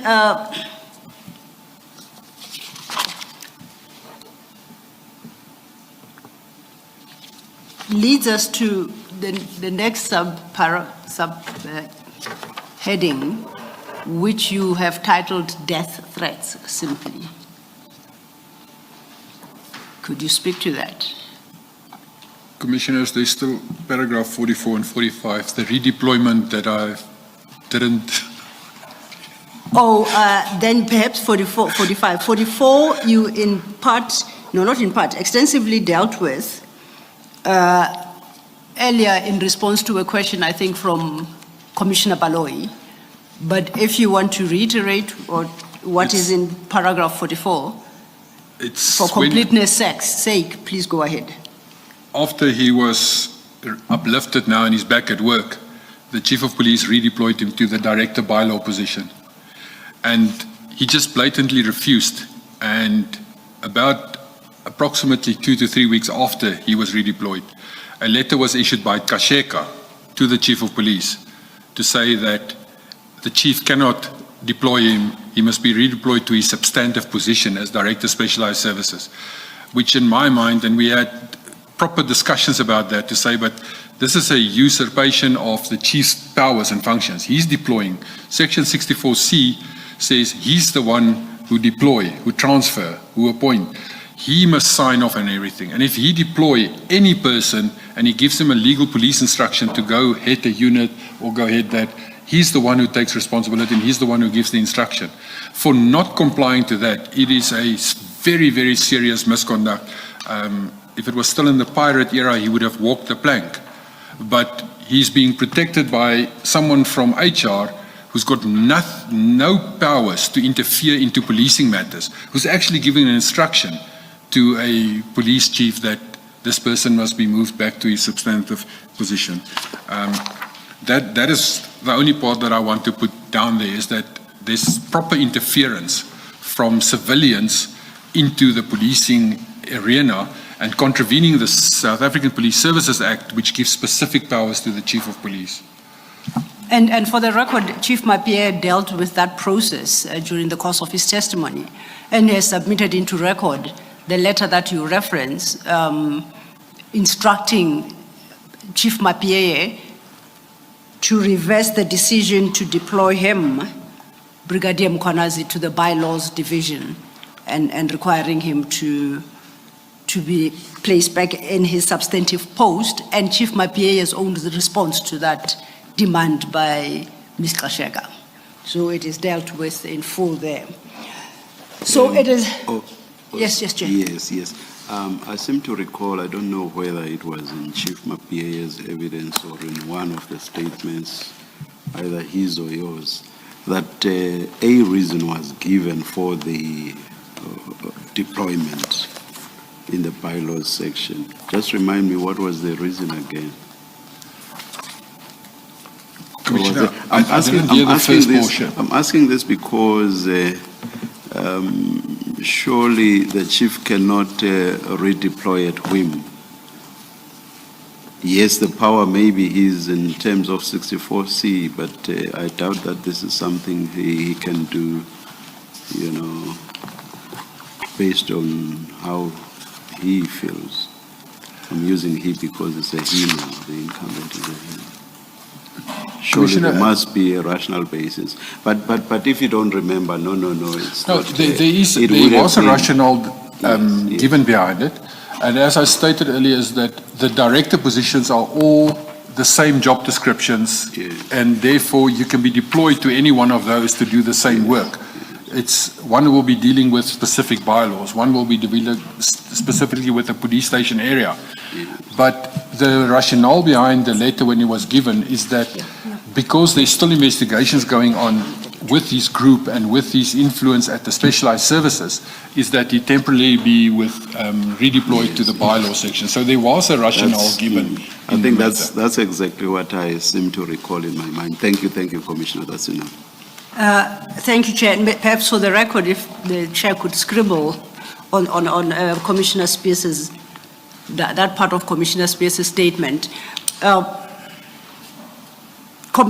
Chief Mapie, in dealing with this aspect of things, references annexures JM30, which is the same upliftment letter, followed by JM31, which is the letter from Ms. Kasheka, challenging his, Chief Mapie's, decision to deploy Brigadier Mkhwanazi to bylaw enforcement, and JM32, which then is Chief Mapie's own response to Ms. Kasheka's challenge as to why Brigadier Mkhwanazi has been deployed to bylaws. Thank you, Chair. Thank you, Mr. Thank you. And then in that paragraph, that chapter, you conclude by expressing a view that as far as you are concerned, this constituted usurpation of Chief Mapie's powers contemplated in Section 64, capital C, sub 2. Correct, Commissioner. And you say Ms. Kasheka has no authority to interfere in municipal police matters in this manner. Correct, Commissioner. How else would she become involved in police matters? She cannot be involved in any policing-related decision or the deployment or transfer or movement of officers. Her function is as a human resources to do that administrative portions behind the scenes. If an officer is appointed or redeployed, capture it in the HR system, manage the personnel files. That is what the HR function is. It is, and it's strange to say it, but I don't listen to civilians. I'm a policeman. I listen to my direct line of command in a line from the chief of police to me, from me to the brigadiers underneath me. I don't listen to a person from HR giving me policing instructions. I will assist them if they ask information, and they will do paperwork and administrative work. That is the function of HR. Thank you. Commissioner? Yes. Perhaps on that theme, we saw in the letter of appointment of Chief Mapie something to the effect, and this is from the city manager, something to the effect that he will exercise his powers or perform his functions, among others, as directed or the direction of the city manager, some such wording. What do you understand that to mean? The powers of the city manager over the chief of police? In terms of the South African Police Services Act, and I think it's section 64B, is that the city manager is accountable for the Metro Police to the council. So she's a conduit to the council, and she must be accountable for the Metro Police. Now, because she's accountable for the Metro Police, obviously she will have powers in the sense that the chief of police must account to her whatever he does, but not related to policing matters. It's in his day-to-day work, how he spent money, how he spent the budget, how he operates within the environment of a local government, that he complies with the MFMA, the Structures Act, the Municipal Systems Act, all of those legislation. And whatever is being done in the municipal police must be accountable to her. And that is the function. To issue a policing instruction will be considered as interfering into policing matters. Only the chief of police will have the powers, and that's where section 64C then steps away from the city manager, who is accountable for the municipal police, to the council. It steps into the chief. He himself must then have the following powers to that. And it goes further. The city have a matrix of delegations. So council resolve a complete chapter, a whole policy on delegations, where council, because just about every piece of legislation will speak about an accounting officer can do this or accounting officer can do that. And all of that is then in a council resolution taken to say the following delegations is delegated to this individual. And the chief of police has then two sets of delegations that is delegated to him from council. The first one is that everything in section 64, chapter 12, everything that is mentioned there is then delegated to the chief of police. The delegation for the Firearms Control Act, where the Firearms Control Act speaks about the responsible person for an official government institution, that function is delegated to the chief of police. And every other piece of legislation that assigns a function to a council authority, in that set of delegations, it is then given to the chief of police by council, not by the city manager. And then further to that, there's a generic set of delegations that deals with how normally HOD of a department will deal, the appointment, the practical appointment, promotions and discipline processes. All of that is then also delegated as a separate set of delegation to the chief of police. Thank you. Thank you, Commissioner. Let's turn then to page 22 of your statement, the sub-chapter you have termed death threats. During this same period, this is now this May, June, July period, when all of this is reaching like a hot point where there's discussions going on and nothing happens with the disciplinary and nothing happens with IPIT. Everyone gets more information and it gets worse and worse and worse as we go along. I am suddenly approached by a person from the State Security Agency, and he is stating to me that they, as State Security Agency, have picked up that there are death threats being made against me, where this Brigadier Mkonasi and other officers was discussing in Katlehong area, they were discussing to rent or hire Inkabis, which is a hitman from the KZN area. So they were discussing this, and they already have plotted the concept of it's easy to take me out because I drive for my private capacity. I also have motorcycle, and I enjoy motorcycle riding, adventure riding, and it's easy to take me out because I use the motorcycle. So SSA concluded a complete threat assessment against me and with my house, and there were conclusions made at the end of the day where they asked me if I'm kosher with it, if a guard can stay on my premises and I would provide water and electricity to the guard. And I stated, yes, I will do that if it comes down to that. But I also look after my own security and my family's security in a very secure manner. And that they then reported this to the city manager. Commissioner, may we pause at that point when you start talking about the city manager? So please remember where you were exactly. May we take a short agenda? Indeed, Chair. We'll indicate when we are ready. Let's You adjourn. indicate. Okay, Chair.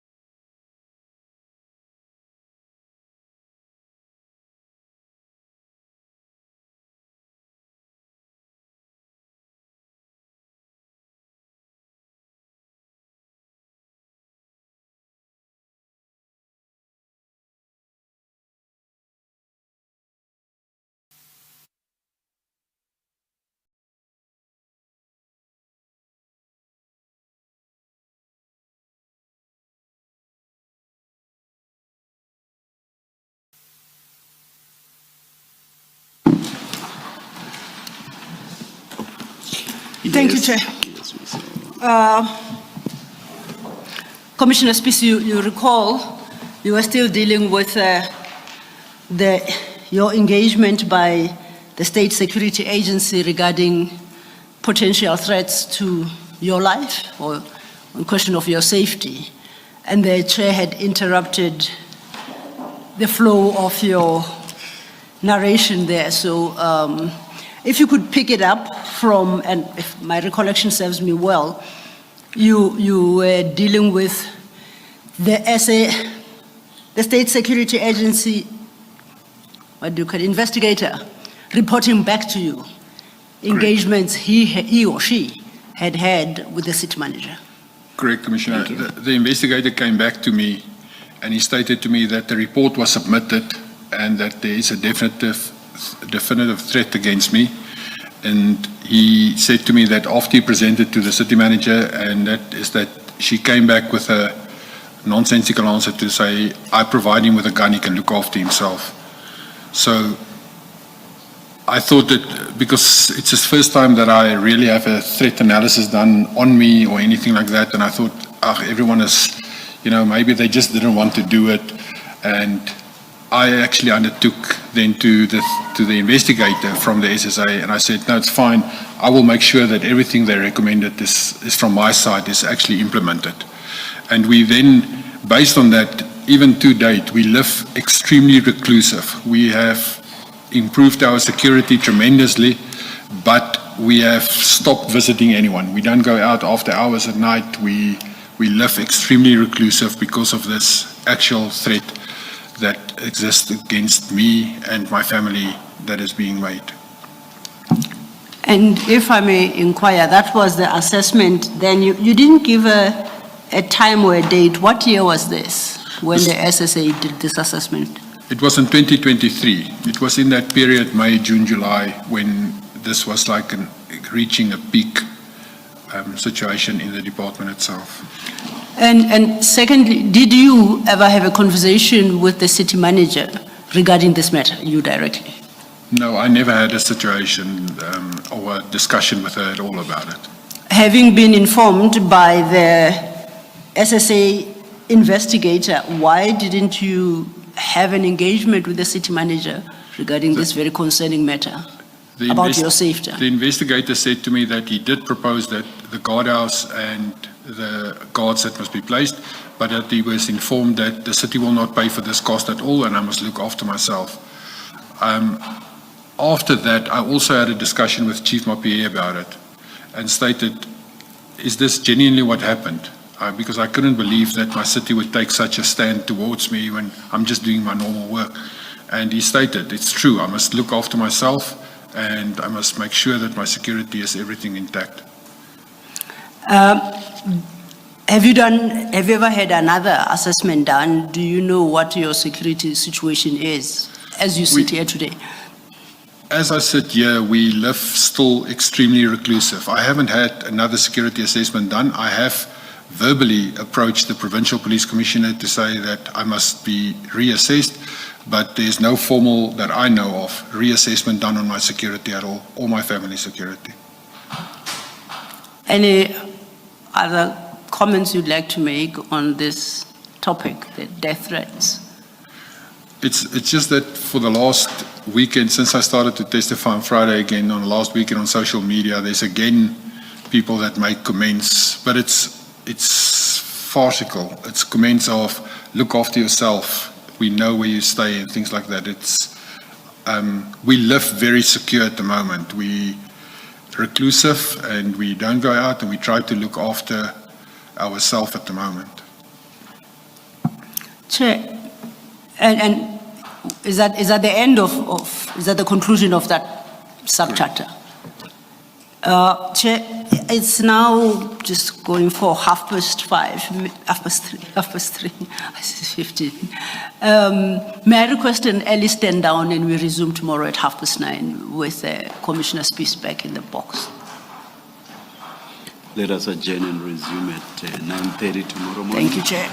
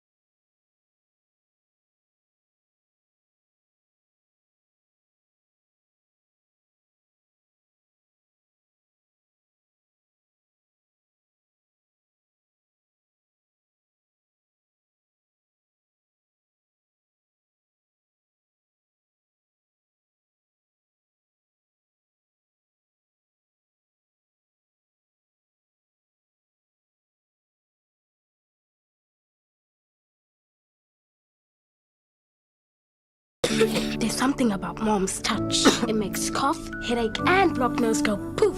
It's more than just my touch. It's Vicks VapoRub. It relieves nasal congestion, cough, body ache, headache, and muscle stiffness for a good night's sleep. Vicks VapoRub. Introducing the Adjust for Sleep Smart Bed range, a bed that's more than just a place to sleep. Enjoy smart features like integrated sockets to power your devices and versatile reading lights essential for settling down with a good book. Our Black November sale is now on. Get up to 50% off on selected Adjust for Sleep adjustable beds.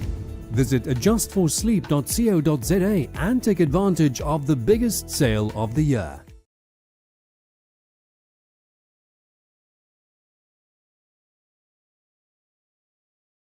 Your time starts now, Honorable Malema. Thank you, Chair. You know that you can say all those type of things you are saying. I will never be under pressure. I'm not the type to be under pressure. So you're praising everyone so that I can also finish within a limited time. Advocate, I will assume that you are a supporter of our current democratic dispensation, and that this constitution we have is one of the documents that are trying to protect us as South Africans and whoever finds himself within our country. That is correct, Honorable Malema. And any anti-democratic practices, you will never subscribe to those, even if you are emotionally, very strong on a particular issue. As long as it's not consistent with the law and the Constitution of the Republic of South Africa, you will never agree to that. I don't, Honorable Malema. So let's say, for instance, for crime intelligence, for it to listen to people